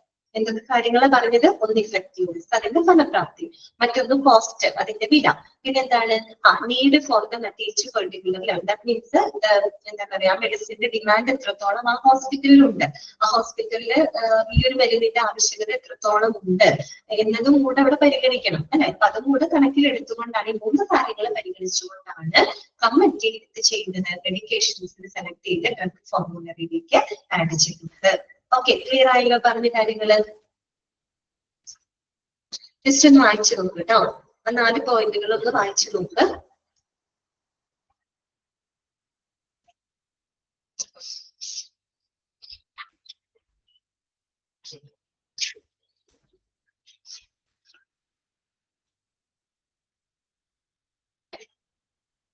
ഫസ്റ്റ് പോയിന്റ് ഒന്നുകൂടെ പറയണം. ഫസ്റ്റ് പോയിന്റ് ആയിട്ടല്ലാതെ അതിൽ പറയുന്ന കാര്യം ഇത്രയേ ഉള്ളൂ. No hospital pharmacy can perhaps stock every medication that is concerned doctor may want to prescribe for their patients who are hospitalized. അതായത് നമ്മൾ ഹോസ്പിറ്റലൈസ് ചെയ്യപ്പെട്ട പേഷ്യൻസ് ഉണ്ടല്ലോ, അവർക്ക് ഡോക്ടർ പ്രിസ്ക്രൈബ് ചെയ്യാൻ ഉദ്ദേശിക്കുന്ന എല്ലാ മരുന്നും ചിലപ്പോൾ ഫാർമസിയിൽ സ്റ്റോക്ക് ചെയ്യാൻ പറ്റില്ല. അതാണ് ഉദ്ദേശിക്കുന്നത് കേട്ടോ. ഓക്കെ, എല്ലാ മരുന്നുകളും എന്ത് ചെയ്യാൻ പറ്റില്ല, ഫാർമസിയിൽ സ്റ്റോക്ക് ചെയ്യാൻ പറ്റില്ല. ഓക്കെ, അതൊരു അങ്ങനെ പറഞ്ഞെന്നുള്ളത്, വേറെ പോയിന്റ് ഒന്നുമില്ല കേട്ടോ. സെക്കൻഡ് പോയിന്റ് എന്താണ് പറഞ്ഞത്, ഡ്രഗ് ആൻഡ് തെറാപ്യൂട്ടിക് കമ്മിറ്റിയാണ് ഈ പറയുന്ന, അവരുടെ കയ്യിലാണ് ഈ ഡ്രഗ് ഫോർമുലറി ഉള്ളത് അല്ലെ, മെഡിക്കേഷൻ ലിസ്റ്റ് അവരുടെ കയ്യിലാണുള്ളത്. അപ്പോൾ ഓരോ മെഡിക്കേഷൻ ഇൻഫർമേഷൻസ് ഈ ഒരു ഡ്രഗ് ഫോർമുലറിക്കകത്ത് ഉണ്ടായിരിക്കും. അപ്പൊ അവർ എന്ത് ചെയ്യുന്ന വെച്ച് കഴിഞ്ഞാൽ ഡെയിലി എന്ത് ചെയ്യും, ഈ ഫോർമുലറിയെ പറ്റിയുള്ള ഇൻഫർമേഷൻസ് കളക്ട് ചെയ്തിട്ട് അതിന് വേണ്ടി കളക്ട് ചെയ്യാനുള്ള മീറ്റിങ്ങുകൾ അവർ നടത്തുന്നതാണ് പറയുന്നത്. എന്തിനു വേണ്ടിയിട്ട് അങ്ങനെ ഡെയിലി മീറ്റിംഗ് നടത്തുന്ന ഈ ഫോർമുലറിയിൽ ചില മരുന്നുകൾ നമ്മൾ പുതിയത് ആഡ് ചെയ്യേണ്ടതായിട്ട് വരും, ചില എഫക്റ്റീവ് അല്ലാത്ത മരുന്നുകളെ നമ്മൾ റിമൂവ് ചെയ്യേണ്ടതായിട്ട് വരും. അത് ഡെയിലി എന്നോണം നമ്മൾ അപ്ഡേറ്റ് ചെയ്തുകൊണ്ടിരിക്കണം. ഓക്കെ, അതിന് വേണ്ടിയിട്ട് അവര് മീറ്റിങ്ങുകൾ കണ്ടക്ട് ചെയ്യുന്നതാണ് പറയുന്നത് കേട്ടോ. ഓക്കെ, ക്ലിയർ ആയല്ലോ. നെക്സ്റ്റ് നമുക്ക് അടുത്ത ഭാഗത്തോട്ട് കടക്കാം. അടുത്തതാണ് ഇന്റന്റിങ് ഓഫ് ഡ്രഗ്സ്. അത് കുറച്ച് ഇമ്പോർട്ടന്റ് ആയിട്ടുള്ള പോയിന്റുകളാണ്, ഒന്ന് മനസ്സിലാക്കി വെക്കാം. ഇന്റന്റിങ് ഓഫ് ഡ്രഗ്സ്. ആദ്യം തന്നെ എന്താണ് ഇന്റന്റിങ് എന്നതുകൊണ്ട് ഉദ്ദേശിക്കുന്നത് നമുക്ക് അറിയണം അല്ലെ. ഇന്റന്റ് എന്ന് പറഞ്ഞാൽ എന്താണ്, ഇന്റന്റ് എന്ന് പറഞ്ഞു കഴിഞ്ഞാല് it is the process of requisition for the supply of drugs ആണ് കേട്ടോ. എന്താണ്, it is the process of requisition for the supply of drugs. അതായത് നമ്മള് മരുന്നുകള് സപ്ലൈ ചെയ്യുന്നതുമായിട്ട് ബന്ധപ്പെട്ട് ഒരു മരുന്ന് പർച്ചേസ് ചെയ്യുന്നതിന് വേണ്ടിയിട്ട് നമ്മൾ കൊടുക്കുന്ന റിക്വസ്റ്റ് ആണ്.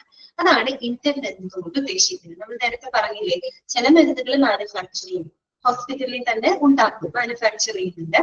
മറ്റ് മരുന്നുകൾ ചിലപ്പോൾ നമ്മൾ എന്ത് ചെയ്യും, പർച്ചേസ് ചെയ്യാണ് ചെയ്യുക അല്ലെ, അതായത് നമ്മൾ വാങ്ങുകയാണ് ചെയ്യുക. അപ്പൊ ഇതെന്ന് പറഞ്ഞാൽ ഇന്റന്റിങ് എന്ന് പറഞ്ഞു കഴിഞ്ഞാല് നമ്മളൊരു മരുന്നുകള് പർച്ചേസ് ചെയ്യുന്നതുമായിട്ട് വാങ്ങിക്കുന്നതിന് വേണ്ടിയിട്ട് നമ്മൾ കൊടുക്കുന്ന റിക്വസിഷൻ. ഓക്കെ, അതിനെയാണ് നമ്മൾ ഇന്റന്റ് എന്നതുകൊണ്ട് ഉദ്ദേശിക്കുന്നത്. That is the process of the requisition for the supply of drug. മരുന്നുകളുടെ സപ്ലൈക്ക് വേണ്ടിയിട്ട് നമ്മൾ കൊടുക്കുന്ന റിക്വസിഷൻ, അതിനെയാണ് ഇന്റന്റ് എന്നതുകൊണ്ട് ഉദ്ദേശിക്കുന്നത് കേട്ടോ. ഓക്കെ, അപ്പൊ ഇന്റന്റിങ് ഓഫ് ഡ്രഗ്സ്, അപ്പൊ മരുന്നുകളുടെ ഇന്റന്റിങ്ങുമായിട്ട് അത് പർച്ചേസ് ചെയ്യുന്നതിന് നമ്മൾ റിക്വസിഷൻ കൊടുക്കുന്നതുമായിട്ട് ബന്ധപ്പെട്ട് അറിഞ്ഞിരിക്കേണ്ട കുറച്ച് കാര്യങ്ങളാണ് അവിടെ കൊടുത്തിരിക്കുന്നത് കേട്ടോ. അപ്പൊ നോക്കാം, ഒന്നാമത്തെ പോയിന്റ് ഇതാണ്. The hospital must have a clear hospital formulary that may contain 250 to 300 drugs. ആ 250 to 300 എന്നുള്ളത് ജസ്റ്റ് ഒന്ന് അണ്ടർലൈൻ ചെയ്ത് വെക്കുക കേട്ടോ. എന്താണ് പറയുന്നത്, ഒരു ഹോസ്പിറ്റലില് ഏകദേശം ഒരു 250 തൊട്ട് 300 മരുന്നുകളെങ്കിലും അടങ്ങുന്ന ഒരു ഹോസ്പിറ്റൽ, ഒരു ഡ്രഗ് ഫോർമുലറി എല്ലാ ഹോസ്പിറ്റലിലും ഉണ്ടായിരിക്കണം. ഓക്കെ, ഒന്നാമത്തെ കാര്യം അതാണ്. അതായത് ഒരു 250 തൊട്ട് 300 മരുന്നുകൾ ഉൾപ്പെടുന്ന ഒരു ഡ്രഗ് ഫോർമുലറി എവിടെ ഉണ്ടായിരിക്കണം, ഹോസ്പിറ്റലിൽ ഉണ്ടായിരിക്കണം. എന്നുവെച്ചാൽ അത്രയും മരുന്നുകളെങ്കിലും ഒരു ഫാർമസിയിൽ നിർബന്ധമായിട്ടും ഉണ്ടായിരിക്കണം. ക്ലിയർ ആയോ പറഞ്ഞത്? അപ്പൊ എത്രയാണെന്ന് ചോദിക്കാം കേട്ടോ. അത് hospital have A clear hospital formulary that may contain dash drugs എന്നൊക്കെ ചോദിച്ചു കഴിഞ്ഞാൽ നിങ്ങൾ ആ എണ്ണം നോട്ട് ചെയ്ത് വെക്കാം, 250 to 300 ഡ്രഗ്സ്. ഓക്കെ, അടുത്ത പോയിന്റ് ഇതാണ്, drug to be intended keeping the safety stock in mind. Drug to be intended keeping safety stock in mind. അതായത് നമ്മൾ ഇന്റന്റ് ചെയ്യാനായിട്ട് അല്ലെങ്കിൽ നമ്മൾ പർച്ചേസ് ചെയ്യാനായിട്ട് ഇന്റന്റ് ചെയ്യാൻ ഉദ്ദേശിക്കുന്ന മരുന്നുകളുടെ ആ ഒരു സേഫ്റ്റി സ്റ്റോക്ക് എപ്പോഴും നമ്മൾ മനസ്സിൽ വെക്കണം. അതായത് സേഫ്റ്റി സ്റ്റോക്ക് എപ്പോഴും കരുതിക്കൊണ്ടായിരിക്കണം നമ്മൾ ആ മരുന്നിന് വേണ്ടിയിട്ടുള്ള ഓർഡർ കൊടുക്കാനായിട്ട്. ഒന്നുകൂടെ ശ്രദ്ധിക്കാം, അതായത് ഒരു സേഫ്റ്റി സ്റ്റോക്ക് എപ്പോഴും നമ്മൾ നിലനിർത്തിക്കൊണ്ട് വേണം നമ്മൾ ആ മരുന്ന് പർച്ചേസ് ചെയ്യുന്നതിനുള്ള ഓർഡർ കൊടുക്കാനായിട്ട്. എന്ന് പറഞ്ഞാല് ഇപ്പൊ ഒരു എക്സാമ്പിൾ പറയാം, ഇപ്പൊ ഒരു ഫാർമസിയിൽ ഇപ്പൊ ഒരു 1000 യൂണിറ്റ് ഒരു പെർട്ടിക്കുലർ ഡ്രഗ്, ഓക്കെ, ആ ഒരു മരുന്നിന് അത്യാവശ്യം ഡിമാൻഡ് ഉള്ള ഒരു മരുന്നാണെന്നിരിക്കാം. ആ ഹോസ്പിറ്റലിൽ ഏറ്റവും അത്യാവശ്യം ഡിമാൻഡ് ഉള്ള ഒരു മരുന്നാണ്. അപ്പം ആ ഒരു മരുന്ന് 1000 യൂണിറ്റ് ഫാർമസിയിൽ ഉണ്ടെന്ന് വിചാരിക്കാം. അപ്പോ ഡെയിലി ഉപയോഗിക്കപ്പെടുന്ന ഒരു മരുന്നാണ് കേട്ടോ. അത്ര ഡിമാൻഡ് ഉള്ള മരുന്നാണ്. അപ്പൊ അത് 1000 യൂണിറ്റ് ഉണ്ട്. 1000 യൂണിറ്റ് അത് നമ്മൾ സെൽ ചെയ്തു, പിന്നെ അതൊരു 900 യൂണിറ്റ് ആയി, പിന്നെ അതൊരു 800 യൂണിറ്റ് ആയി, 700 യൂണിറ്റ് ആയി. അപ്പോഴൊക്കെ അത് സേഫ്റ്റി സ്റ്റോക്കിലായിരിക്കുന്നത്. ആ ഒരു സേഫ്റ്റി സ്റ്റോക്ക് നിലനിൽക്കുമ്പോൾ തന്നെ നമ്മൾ ആ ഒരു മരുന്നിന്റെ ഡിമാൻഡ് മനസ്സിലാക്കി അത് പർച്ചേസ് ചെയ്യാനുള്ള ഓർഡർ കൊടുക്കണം. അല്ലാണ്ട് അത് പിന്നീട് ഒരുപാട് 500 യൂണിറ്റ് അല്ലെങ്കിൽ 400 യൂണിറ്റ് 300 യൂണിറ്റ് എന്നൊക്കെ പറയുമ്പോൾ ഏറ്റവും എന്താ പറയാ സ്റ്റോക്ക് ലെവൽ കുറഞ്ഞു അത്രയും ലെവലിലേക്ക് താഴാനായിട്ട് നിൽക്കരുത്. ഇപ്പോഴൊരു സേഫ്റ്റി സ്റ്റോക്ക് നിലനിർത്തിക്കൊണ്ട് തന്നെ നമ്മൾ ആ ഒരു മരുന്നിന്റെ ഡിമാൻഡ് മനസ്സിലാക്കിക്കൊണ്ട് ഇത് കൊടുക്കണം, പർച്ചേസ് ചെയ്യുന്നതിനുള്ള ഓർഡർ കൊടുത്തിരിക്കണം. ഓക്കെ, ക്ലിയർ ആയോ പറഞ്ഞത്? മനസ്സിലായോ? അതാണ് drug to be intended keeping the safety stock in mind. ഒരു സേഫ്റ്റി സ്റ്റോക്ക് എപ്പോഴും നിലനിർത്തിക്കൊണ്ടായിരിക്കണം നമ്മൾ ആ ഒരു പെർട്ടിക്കുലർ മരുന്നിന് വേണ്ടിയിട്ടുള്ള ഓർഡർ കൊടുക്കാനായിട്ട്. ഓക്കെ, അല്ലാണ്ട് ഒരിക്കലും അത് തീരെ സ്റ്റോക്ക് കുറഞ്ഞിരിക്കുന്ന സമയത്ത് കുറയാൻ കാത്തിരിക്കരുതെന്ന്. കാര്യം അത് മരുന്നാണ്, ഡെയിലി ഉപയോഗിക്കുന്നതാണ്, അത് തീരെ കുറഞ്ഞിട്ട് ഓർഡർ ചെയ്യാന്നുള്ള ലെവലിൽ എടുക്കരുത്. സേഫ്റ്റി സ്റ്റോക്ക് നിലനിൽക്കുമ്പോൾ തന്നെ നമ്മൾ ആ ഒരു മരുന്നിന്റെ ഓർഡർ നമ്മൾ കൊടുത്ത് വാങ്ങി നമ്മൾ സ്റ്റോക്ക് ചെയ്തിരിക്കണം. അതാണ് നമ്മൾ ഉദ്ദേശിച്ചിരിക്കുന്നത് കേട്ടോ. അടുത്ത പോയിന്റ് ഇതാണ്, economic order quantity should be followed to thwart over stocking of theft കേട്ടോ. അത് ഇമ്പോർട്ടന്റ് ആണ്. എക്കണോമിക് ഓർഡർ ക്വാണ്ടിറ്റി ഒന്ന് അണ്ടർലൈൻ ചെയ്യുക കേട്ടോ. നോക്കാം, economic order quantity should be followed to thwart over stocking of theft. Thwart എന്ന് പറഞ്ഞു കഴിഞ്ഞാൽ പ്രിവെന്റ് എന്നുള്ള അർത്ഥമാണ് കേട്ടോ. എഴുതി വെച്ചോട്ടോ, അർത്ഥം അറിയാൻ എഴുതി വെക്കണം. ത്വാർട്ട് എന്ന് പറഞ്ഞാൽ എന്താണ്? പ്രിവെന്റ് എന്നുള്ള അർത്ഥമാണ് കേട്ടോ. അതായത് നമ്മള് എക്കണോമിക് ഓർഡർ ക്വാണ്ടിറ്റി എന്ന് പറയുന്ന ഒരു കൺസെപ്റ്റ് അത് ഫോളോ ചെയ്യണം. അതെന്താണ് നമുക്ക് അടുത്തത് പറയാം കേട്ടോ. എക്കണോമിക് ഓർഡർ ക്വാണ്ടിറ്റി അഥവാ EOQ എന്നാണ് നമ്മൾ ഷോർട്ട് ആക്കിയിട്ട് പറയാം. ഓക്കെ, ഈ എക്കണോമിക് ഓർഡർ ക്വാണ്ടിറ്റി എന്ന് പറയുന്ന ഒരു കൺസെപ്റ്റ് നിർബന്ധമായിട്ടും ഒരു ഫാർമസി ഫോളോ ചെയ്തിരിക്കണം.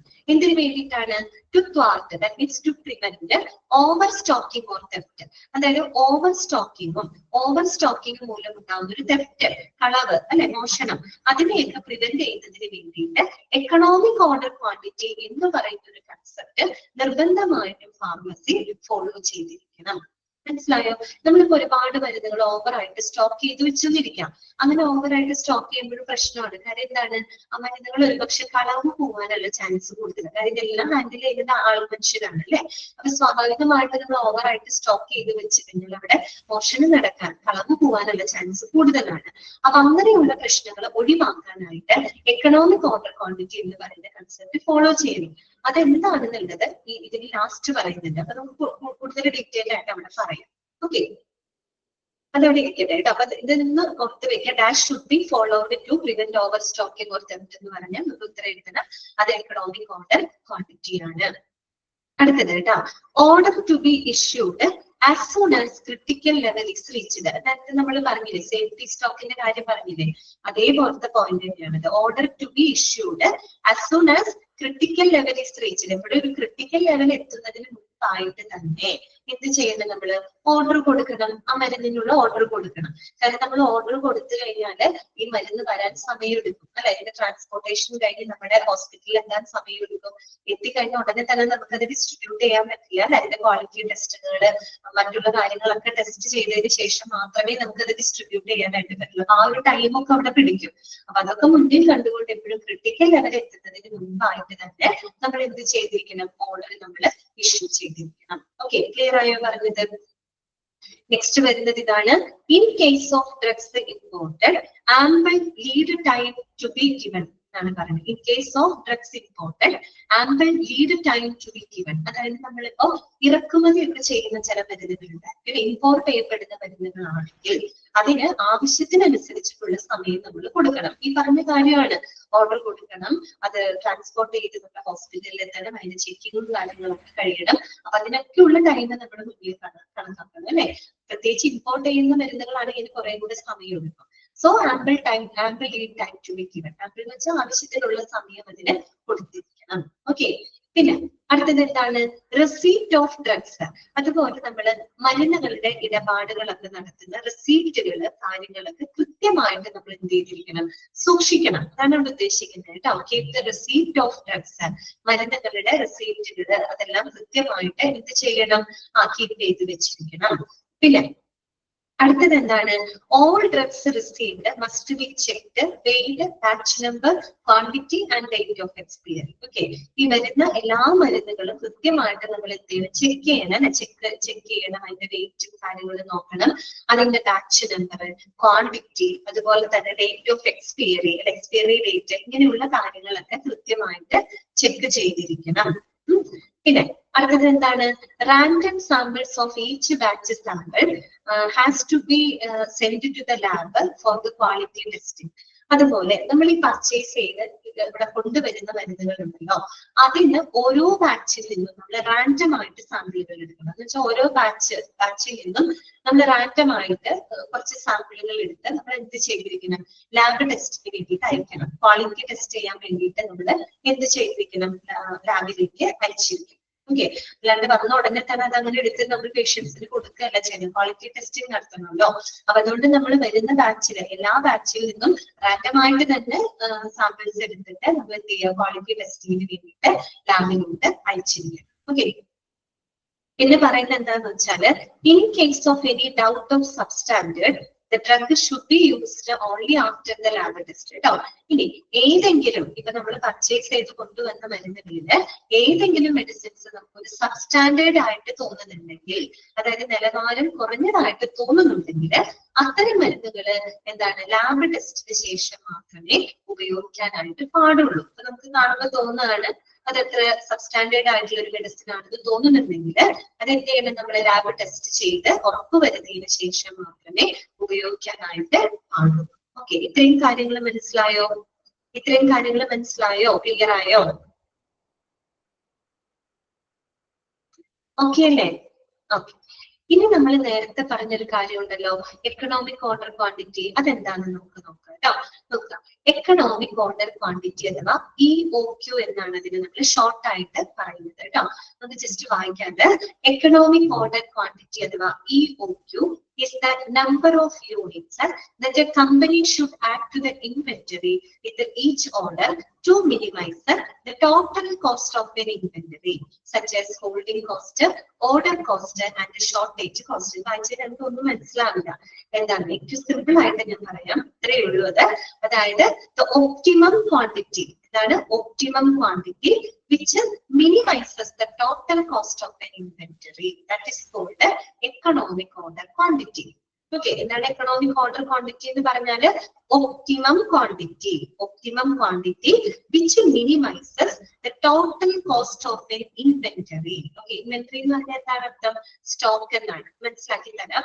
അതായത് നമ്മൾ എക്കണോമിക് ഓർഡർ ക്വാണ്ടിറ്റി എന്ന് പറഞ്ഞാൽ it is an optimum quantity ആണ്, ഒരു മിതമായിട്ടുള്ള ഒരു ക്വാണ്ടിറ്റി ആണ്. That minimises the total cost of N inventory. മൊത്തത്തിലുള്ള സ്റ്റോക്കിന്റെ ടോട്ടൽ കോസ്റ്റ് കുറയ്ക്കുന്നതിന് വേണ്ടിയിട്ട് നമ്മൾ ഓർഡർ ചെയ്യുന്ന ആ ഒരു ഒപ്റ്റിമം ക്വാണ്ടിറ്റി ഉണ്ടല്ലോ, അതിനെയാണ് നമ്മൾ എക്കണോമിക് ഓർഡർ ക്വാണ്ടിറ്റി. എക്കണോമിക് എന്ന് തന്നെ പറയുന്നത് എന്താണ്? കുറച്ചും കൂടെ ലാഭകരമായിട്ടുള്ള രീതിയിൽ അല്ലെ. നമുക്ക് എക്കണോമിക് ഫ്രണ്ട്ലി ആണെന്നൊക്കെ പറയുമ്പോൾ അതിന്റെ അർത്ഥം എന്താണ്? കുറച്ചും കൂടെ ലാഭകരമായിട്ട് അല്ലെ എന്ന് കുറച്ച് എക്സാമ്പിൾ പറഞ്ഞാൽ നിങ്ങൾക്ക് പെട്ടെന്ന് മനസ്സിലാവും. അതായത് ഇപ്പം ഒരു ഫാർമസി, ഒരു ഹോസ്പിറ്റൽ ഫാർമസി, അവിടെ നമുക്ക് ഒരു മരുന്ന്, ഇതിലൊരു പെർട്ടിക്കുലർ ഡ്രഗ് ആയിക്കോട്ടെ, ആ മരുന്ന് അത്യാവശ്യം ഡിമാൻഡുള്ള മരുന്നാണ്. നേരത്തെ പറഞ്ഞ പോലെ ഡിമാൻഡുള്ള മരുന്നാണ്, ഡെയിലി ഉപയോഗിക്കപ്പെടുന്ന, സെല് ചെയ്യപ്പെടുന്ന മരുന്നാണെന്നിരിക്കട്ടെ. ആ ഒരു മരുന്ന് ഒരു 1500 യൂണിറ്റ് നമുക്ക് ആവശ്യമുണ്ടെന്ന് ഇരിക്കട്ടെ. ഓക്കെ, ആ ഒരു പെർട്ടിക്കുലർ മരുന്ന് 1500 യൂണിറ്റ് നമുക്ക് ആവശ്യമുണ്ട്. നമ്മൾ എന്ത് ചെയ്യാണ്? ഈ 1500 യൂണിറ്റിന് പകരം 1600 യൂണിറ്റ് നമ്മൾ ഓർഡർ ചെയ്ത് വാങ്ങുകയാണ്. പറഞ്ഞ് മനസ്സിലായോ? അതായത് ആ ഒരു മരുന്ന് അത്യാവശ്യം ഡിമാൻഡുള്ള മരുന്നാണ്, ഡെയിലി സെല് ചെയ്യപ്പെടുന്ന മരുന്നാണ്, ഹോസ്പിറ്റലിൽ അത്യാവശ്യം ഡിമാൻഡുള്ള മരുന്നാണ്. ആ ഒരു മരുന്ന് 1500 യൂണിറ്റ് ആണ് നമുക്ക് ആവശ്യമായിട്ടുള്ളത്. നമ്മൾ എന്ത് ചെയ്യാണ്? 1500 യൂണിറ്റിന് പകരം 1600 യൂണിറ്റ് നമ്മൾ ഓർഡർ ചെയ്യാണ്. അങ്ങനെ ഓർഡർ ചെയ്യാനും നമ്മളത് ഓർഡർ ചെയ്ത് പർച്ചേസ് ചെയ്യാണ്. അപ്പോ ഈ 1600 യൂണിറ്റ് ആ മരുന്ന് വാങ്ങുമ്പോൾ നമുക്ക് പല വിധത്തിലുള്ള കോസ്റ്റിനാണ് നമുക്ക് റെഡ്യൂസ് ചെയ്യാനായിട്ട് സാധിക്കുന്നുണ്ട്. പല വിധത്തിലുള്ള കോസ്റ്റിനെ റെഡ്യൂസ് ചെയ്യുക എന്ന് പറഞ്ഞ് ഞാൻ ഉദ്ദേശിച്ചത് അധികം നമുക്ക് കൂടുതൽ ചെലവ് വരാത്ത രീതിയിൽ നമുക്ക് പല കോസ്റ്റിനെയും അവിടെ എന്ത് ചെയ്യാൻ പറ്റുന്നുണ്ട്? മിനിമൈസ് ചെയ്യാനായിട്ട് സാധിക്കുന്നുണ്ട്. എന്ന് പറഞ്ഞാൽ എന്തൊക്കെ കോസ്റ്റുകളാണ്? ഒന്ന് പറയുന്നുണ്ട് ഹോൾഡിംഗ് കോസ്റ്റ്. ഹോൾഡ് ചെയ്യാനുള്ള കോസ്റ്റ്, ദാറ്റ് മീൻസ് സ്റ്റോർ ചെയ്യാനുള്ള കോസ്റ്റ് അല്ല, അത്രയും മരുന്നുകളെ ഹോൾഡ് ചെയ്യാനുള്ള കോസ്റ്റ് ആണ് എന്ന് പറയുമ്പോൾ ഞാൻ പറഞ്ഞു 1500 യൂണിറ്റ് ആണ് നമുക്ക് ആവശ്യമുള്ളത്. നമ്മൾ 1600 യൂണിറ്റ് വാങ്ങുകയാണ്. ഈ 1600 യൂണിറ്റും സ്റ്റോർ ചെയ്യാനുള്ള കപ്പാസിറ്റി ആ ഫാർമസിക്ക് ഉണ്ട്, ഹോൾഡിംഗ് കപ്പാസിറ്റി ഉണ്ട്. അങ്ങനെയാണെങ്കിൽ 1500 വരെ 1600 ഓർഡർ ചെയ്യുന്നത് തന്നെയല്ലേ നമുക്ക് ലാഭകരമായിട്ടുള്ളത്. കാര്യം എന്താ, 1600 യൂണിറ്റ് മേടിച്ചാലും കുഴപ്പമില്ല, കാര്യം അത്രയും മെഡിസിൻസ് സ്റ്റോക്ക് ചെയ്യാൻ ഹോൾഡ് ചെയ്യാനുള്ള കപ്പാസിറ്റി നമ്മുടെ ഫാർമസിക്ക് ഉണ്ട് അല്ലെ. അപ്പൊ അതിന് വേണ്ടി നമ്മൾ പിന്നെ വേറെ അഡീഷണൽ കോസ്റ്റ് ഒന്നും നമ്മൾ കൊടുക്കേണ്ടതായിട്ട് വരുന്നില്ല. അപ്പൊ കുറച്ച് കൂടുതൽ നമ്മൾ വാങ്ങി വെക്കുന്നു. ഓക്കെ, അത് ഹോൾഡ് ചെയ്യാനുള്ള കപ്പാസിറ്റി നമ്മുടെ ഫാർമസിക്ക് ഉണ്ട്. അപ്പൊ അവിടെ നമുക്ക് പിന്നീട് നമുക്കൊരു ഹോൾഡിംഗ് കോസ്റ്റ് അവിടെ എക്സ്ട്രാ നമുക്ക് അവിടെ വരുന്നില്ല. ഓക്കെ, പറഞ്ഞു മനസ്സിലായോ? ക്ലിയർ ആയോ പറഞ്ഞത്? ഓക്കെ, ഇപ്പൊ നമ്മളിപ്പോ ഒരു ക്ലാസ് റൂം ആണ്, ആ ക്ലാസ് റൂമിൽ 100 പേർക്ക് ഇരിക്കാനുള്ള കപ്പാസിറ്റി ഉള്ള ക്ലാസ് റൂം, അവിടെ 30 പേര് ഇരുന്നാലും 60 പേര് ഇരുന്നാലും കമ്പനികൾ തന്നെയല്ലേ വരുള്ളൂ എന്നതുപോലെ തന്നെയാണത്. അതായത് 1600 യൂണിറ്റ് ഉണ്ടെങ്കിലും 1600 യൂണിറ്റ് മേടിച്ചാൽ നമുക്ക് ഹോൾഡ് ചെയ്യാൻ കപ്പാസിറ്റി ഉണ്ട്. സോ എന്താണ് ബെറ്റർ, എന്താണ് 1600 യൂണിറ്റ് വാങ്ങുന്നത് തന്നെയാണ് നല്ലത്. അപ്പൊ അവിടെ ഹോൾഡിംഗ് കോസ്റ്റ് നമുക്ക് അവിടെ കുറച്ച് എന്ത് ചെയ്യാൻ പറ്റുന്നുണ്ട്, ലാഭകരമാക്കാനായിട്ട് പറ്റുന്നുണ്ട്. ഓക്കെ, പിന്നെ മറ്റൊരു കോസ്റ്റ് എന്താണ്, ഓർഡർ കോസ്റ്റ് ആണ്. ഓർഡർ കോസ്റ്റ് എന്താണ്, നമുക്ക് ഈ ഒരു മരുന്ന് ഡിമാൻഡ് ഉള്ള മരുന്നാണ്, ഇതിങ്ങനെ പലതവണ ഓർഡർ ചെയ്യുമ്പോഴുള്ള കോസ്റ്റ് നമുക്ക് കുറച്ചുകൂടെ, ഇപ്പൊ ഒരു 4 തവണ ഓർഡർ ചെയ്തതിന് പകരം നമുക്ക് കുറച്ചധികം വാങ്ങിച്ചു വെച്ചാൽ 3 തവണ ഓർഡർ ചെയ്താൽ പോരെ നമുക്ക്. ഓക്കെ, ഒരു 4 തവണ ഓർഡർ ചെയ്തതിന് പകരം നമുക്കൊരു 3 തവണ ഓർഡർ ചെയ്താൽ മതി അല്ലെ. 4ാമത്തെ തവണ ഓർഡർ ചെയ്യുന്ന ആ കോസ്റ്റ് നമുക്ക് അവിടെ കുറച്ചുകൂടെ നമുക്കത് റിഡ്യൂസ് ചെയ്യാൻ പറ്റിയില്ലേ, മിനിമൈസ് ചെയ്യാനായിട്ട് പറ്റിയില്ലേ. ഓക്കെ, പിന്നെന്താണ് ഷോർട്ടേജ് കോസ്റ്റ് അല്ലെ. ഷോർട്ടേജ് കോസ്റ്റ് എന്ന് പറഞ്ഞാൽ എന്താണ്, മരുന്നുകളുടെ ഷോർട്ടേജ് വരികയാണ് അല്ലെ. ചില മരുന്നുകൾ എന്താണ് സ്റ്റോക്ക് ഔട്ട് ആയി പോകും അല്ലെ. സ്റ്റോക്ക് ഔട്ട് ആയിട്ട് പോകും, കാര്യം എന്താണെന്ന് വെച്ചാൽ തീർന്നു പോകും, ഡിമാൻഡുള്ള മരുന്നുകളാണ്. അങ്ങനെ ഷോർട്ടേജ് വരുന്ന സമയത്ത് എന്താ, മൊത്തത്തിൽ എല്ലാവർക്കും ഷോർട്ടേജ് വരുമ്പോൾ എന്ത് സംഭവിക്കും, ആ മരുന്നിന് വേണ്ടിയിട്ട് കൂടുതൽ പൈസ കൊടുത്ത് നമ്മൾ ആ മരുന്ന് വാങ്ങേണ്ടതായിട്ട് വരും. ആ സമയത്ത് അവർ മരുന്നിന്റെ വില കൂട്ടും. പച്ചക്കറിയുടെ കാര്യമൊക്കെ അങ്ങനെ തന്നെയല്ലേ ചെയ്യുന്നത്, നമുക്ക് ഡിമാൻഡ് ഉള്ള സമയത്ത് കിട്ടുമ്പോൾ കൊടുക്കേണ്ട വില ആയിരിക്കും അല്ലെ. എന്നതുപോലെ തന്നെയാണ് ഷോർട്ടേജ് കോസ്റ്റ് എന്ന് വെച്ചാൽ ആ മരുന്ന് ഷോർട്ടേജ് വരുമ്പോൾ ആ ഒരു മരുന്നിന് വേണ്ടിയിട്ട് എക്സ്ട്രാ കോസ്റ്റ് നമ്മൾ കൊടുക്കേണ്ടതായിട്ട് വരും. അപ്പൊ നമുക്ക് അങ്ങനെയും കോസ്റ്റ് വർദ്ധിക്കും. അപ്പൊ നമ്മളിങ്ങനെ മേടിച്ചു വെക്കുമ്പോൾ ഇത്തരം കോസ്റ്റുകൾ നമുക്ക് കുറയ്ക്കാൻ പറ്റും. ഹോൾഡിംഗ് കോസ്റ്റ് നമുക്ക് അധികം കൂടുതൽ വരാതെ നമുക്ക് മിനിമൈസ് ചെയ്യാൻ പറ്റും. ഓർഡർ കോസ്റ്റ് നമുക്ക് സേവ് ചെയ്യാൻ പറ്റും. ഷോർട്ടേജ് കോസ്റ്റ് നമുക്ക് മിനിമൈസ് ചെയ്യാൻ പറ്റും. അങ്ങനെ ടോട്ടൽ കോസ്റ്റ് അല്ലെ, ഇങ്ങനെ ഈ പറയുന്ന കോസ്റ്റുകളൊക്കെ കുറച്ചുകൊണ്ട് നമുക്കൊരു ടോട്ടൽ കോസ്റ്റ് എന്ത് ചെയ്യാൻ പറ്റും, മിനിമൈസ് ചെയ്യാനായിട്ട് സാധിക്കും. അതാണ് ഞാൻ പറഞ്ഞതിന്റെ അർത്ഥം. Optimum quantity which minimises the total cost of N inventory. ഇനി ഒരു കാര്യം കൂടെ നിങ്ങൾ മനസ്സിലാക്കണം, നമ്മൾ പറഞ്ഞ ഭാഗത്ത് ശ്രദ്ധിച്ചത്, നിങ്ങൾ ഒപ്റ്റിമം ക്വാണ്ടിറ്റി എന്നാണ് പറഞ്ഞത്. ഒപ്റ്റിമം ക്വാണ്ടിറ്റി, മിതമായിട്ടുള്ള ഒരു ക്വാണ്ടിറ്റി. ഇപ്പൊ നിങ്ങൾക്ക് വേണമെങ്കിൽ തോന്നാം, എന്നാൽ പിന്നെ 1600 യൂണിറ്റ് മേടിച്ചതിന് പറഞ്ഞ 2000 യൂണിറ്റ് മേടിച്ചൂടെ എന്ന് വേണമെങ്കിൽ തോന്നാം. പക്ഷെ പ്രശ്നമുണ്ട്, 2000 യൂണിറ്റ് മേടിച്ചു കഴിഞ്ഞാൽ ആ 2000 യൂണിറ്റ് മരുന്നിന് ഹോൾഡ് ചെയ്യാനുള്ള കപ്പാസിറ്റി ഫാർമസിക്ക് ഉണ്ടാവില്ല. അപ്പൊ അങ്ങനെ ഒരുപാട് കൂടാനും പാടില്ല, എന്നാൽ ഒരുപാട് കുറയാത്ത രീതിയിൽ ഒരു മിനിമം ലെവലിൽ നമുക്ക് മേടിക്കാൻ പറ്റില്ല. അതുകൊണ്ടാണ് ഒപ്റ്റിമം എന്ന വാക്ക് അവിടെ ഉപയോഗിച്ചത്. സോ ഇനി നിങ്ങളൊന്ന് ആലോചിച്ച് നോക്കി, എന്താ പറഞ്ഞത്, optimum quantity which minimises the total cost of N inventory. ഞാൻ പറഞ്ഞ എക്സാമ്പിളിൽ 1600 യൂണിറ്റ് ആണ് അവിടുത്തെ ഒപ്റ്റിമം ക്വാണ്ടിറ്റി എന്ന് പറയുന്നത്. ആ ഒരു ഒപ്റ്റിമം ക്വാണ്ടിറ്റി ചെയ്യുന്നതോടുകൂടി നമുക്ക് കുറെ കോസ്റ്റുകൾ കുറയ്ക്കാൻ പറ്റും. അതുപോലെ തന്നെ ആ കോസ്റ്റുകൾ നമുക്ക് എന്ത് ചെയ്യാൻ പറ്റുന്നുണ്ട്, മിനിമൈസ് ചെയ്യാനായിട്ട് സാധിക്കുന്നുണ്ട്. അതിനെയാണ് നമ്മൾ എക്കണോമിക് ഓർഡർ ക്വാണ്ടിറ്റി എന്ന് പറയുന്നത്. ഓക്കെ, ആ ഒരു എക്കണോമിക് ഓർഡർ ക്വാണ്ടിറ്റി നമ്മൾ ഫോളോ ചെയ്യണം. എന്തിനു വേണ്ടിയിട്ടാണ്, to prevent the over stocking and theft. Over stock ആവാനും പാടില്ല. ഓവർ സ്റ്റോക്ക് വന്ന ആൾക്കാർക്ക് കളവ് നടത്താനുള്ള ചാൻസ് കൂടുതലാണ് അല്ലെ. ഇപ്പൊ മനസ്സിലായോ പറഞ്ഞത്? ഓക്കെ ആണോ? എക്കണോമിക് ഓർഡർ ക്വാണ്ടിറ്റി നിങ്ങൾക്ക് മനസ്സിലായോ? ക്ലിയർ ആണോ? ഓക്കെ അല്ലേ? അപ്പൊ ഇത്രയേ ഉള്ളൂ കേട്ടോ. അപ്പൊ ഇന്ന് നമുക്ക് ക്ലാസ് വൈൻഡപ്പ് ചെയ്യാം. അപ്പൊ ഇന്ന് നമ്മൾ പഠിച്ച കാര്യങ്ങൾ എന്തൊക്കെയാണെന്ന് ഒടിച്ച് പറയാണ്. ഫ്ലോ ചാർട്ട് നമ്മൾ പഠിച്ചിട്ടുണ്ട് കേട്ടോ. പിന്നെ ഡ്രഗ് ആൻഡ് തെറാപ്യൂട്ടിക് കമ്മിറ്റിയുടെ ചെയർമാൻ ആരാണ്, സെക്രട്ടറി ആരാണ്, അത് ഇമ്പോർട്ടന്റ് ആണ്. അത് ഈ കമ്മിറ്റി മാത്രമല്ല, നിങ്ങൾ ഏത് കമ്മിറ്റി പഠിക്കുമ്പോഴും അതിന്റെ ചെയർമാനും സെക്രട്ടറി ഒക്കെ ഒന്ന് നോട്ട് ചെയ്ത് വെക്കുന്നു കേട്ടോ. പിന്നെ ഡ്രഗ് ആൻഡ് തെറാപ്യൂട്ടിക് കമ്മിറ്റിയുടെ ഫങ്ഷൻസുകൾ എന്തൊക്കെയാണ്, പിന്നെ എന്താണ് ഡ്രഗ് ഫോർമുലറി, അത് ഡോക്ടേഴ്സിന് എങ്ങനെയാണ് ഹെൽപ്പ് ചെയ്യുന്നത്, പിന്നെ ഒരു ഡ്രഗ് ഫോർമുലറിയിൽ നമ്മൾ മരുന്നുകൾ സെലക്ട് ചെയ്യുന്നത് എന്തിനെയൊക്കെ ബേസ് ചെയ്തുകൊണ്ടാണ്, പിന്നെ ഇന്റന്റിംഗ് ഓഫ് ഡ്രഗ്സ്, അതിനകത്ത് ഓർത്തുവെക്ക് 250 തൊട്ട് 300 മരുന്നുകളാണ് ഡ്രഗ് ഫോർമുലറി. നിർബന്ധമായിട്ടും ഒരു ഹോസ്പിറ്റലിൽ ഉണ്ടായിരിക്കണം. അതുപോലെ തന്നെ എക്കണോമിക് ഓർഡർ ക്വാണ്ടിറ്റി എന്താണ്, അത് ഫോളോ ചെയ്യണം. ഇതിന് വേണ്ടിയിട്ടാണ് ഓവർ സ്റ്റോക്കിനെ പ്രിവെന്റ് ചെയ്യാനും അതുപോലെ ഉണ്ടാകുന്ന തെഫ്റ്റിനെ പ്രിവെന്റ് ചെയ്യാനായിട്ടാണ് കേട്ടോ.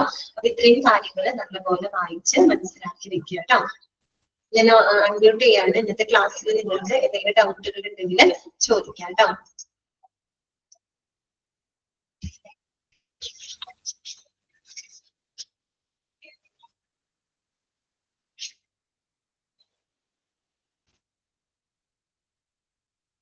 മിക്കവാറും ഈ ആഴ്ച കുറെ പ്രാവശ്യം എന്റെ മുഖം കാണേണ്ടി വരും.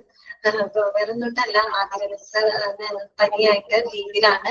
അപ്പൊ മിസ്സിന്റെ അവർക്ക് ചിലപ്പോൾ ഞാനായിരിക്കും കയറുന്നുണ്ടാവും കേട്ടോ. എനിക്ക് തോന്നുന്നു നാളെ ആദ്യ മിസ്സിന്റെ നമ്പർ വരുന്നുണ്ട്, അവരിൽ ഞാനായിരിക്കും കയറുന്നുണ്ടാവും. ഈ ആഴ്ച കണ്ട് മടക്കേണ്ടി വരും. ഓക്കെ.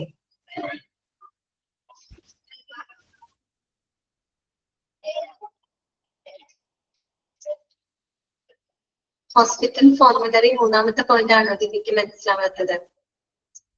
അതില് പറഞ്ഞത് ഡോക്ടേഴ്സ് യൂസ്, അതായത് ഡോക്ടേഴ്സിന് ഫോർമുലറി എങ്ങനെയാണ് സഹായിക്കുന്നത്, എങ്ങനെ സഹായിക്കാം? ഡോക്ടർ ഓരോ രോഗത്തിനും ഏതൊക്കെ മരുന്നുകൾ പ്രിസ്ക്രൈബ് ചെയ്യാൻ ഉദ്ദേശിക്കുന്ന ഏതൊക്കെ മരുന്നുകൾ ആ ഫാർമസിയിൽ ലഭ്യമായിട്ടുണ്ട്, ഫാർമസിയിൽ ഏതൊക്കെ മരുന്നുകളാണ് ഉള്ളത് എന്ന് കണ്ടെത്താൻ ഡോക്ടേഴ്സിനെ സഹായിക്കുന്നത് ഡ്രഗ് ഫോർമുലറിയാണ് കേട്ടോ. അതുപോലെ തന്നെ മറ്റുള്ള മരുന്നുകളുമായിട്ട് മറ്റുള്ള മരുന്നുകളുടെ ഇന്ററാക്ഷൻസ് മൂലം എന്താണ് പേഷ്യന്റിൽ എന്തെങ്കിലും പ്രശ്നങ്ങൾ ഉണ്ടാക്കുന്ന മരുന്നുകൾ എഴുതാനില്ല ഉറപ്പ് വരുത്താനും ഡോക്ടറിനെ സഹായിക്കുന്നത് ഈ ഫോർമുലറിയാണ് കേട്ടോ. ഓക്കെ. ഓക്കെ. അപ്പൊ ശരി കേട്ടോ, നമുക്ക് ഇന്നത്തെ ക്ലാസ് വൈകിട്ട് ചെയ്യാം കേട്ടോ. Thank you.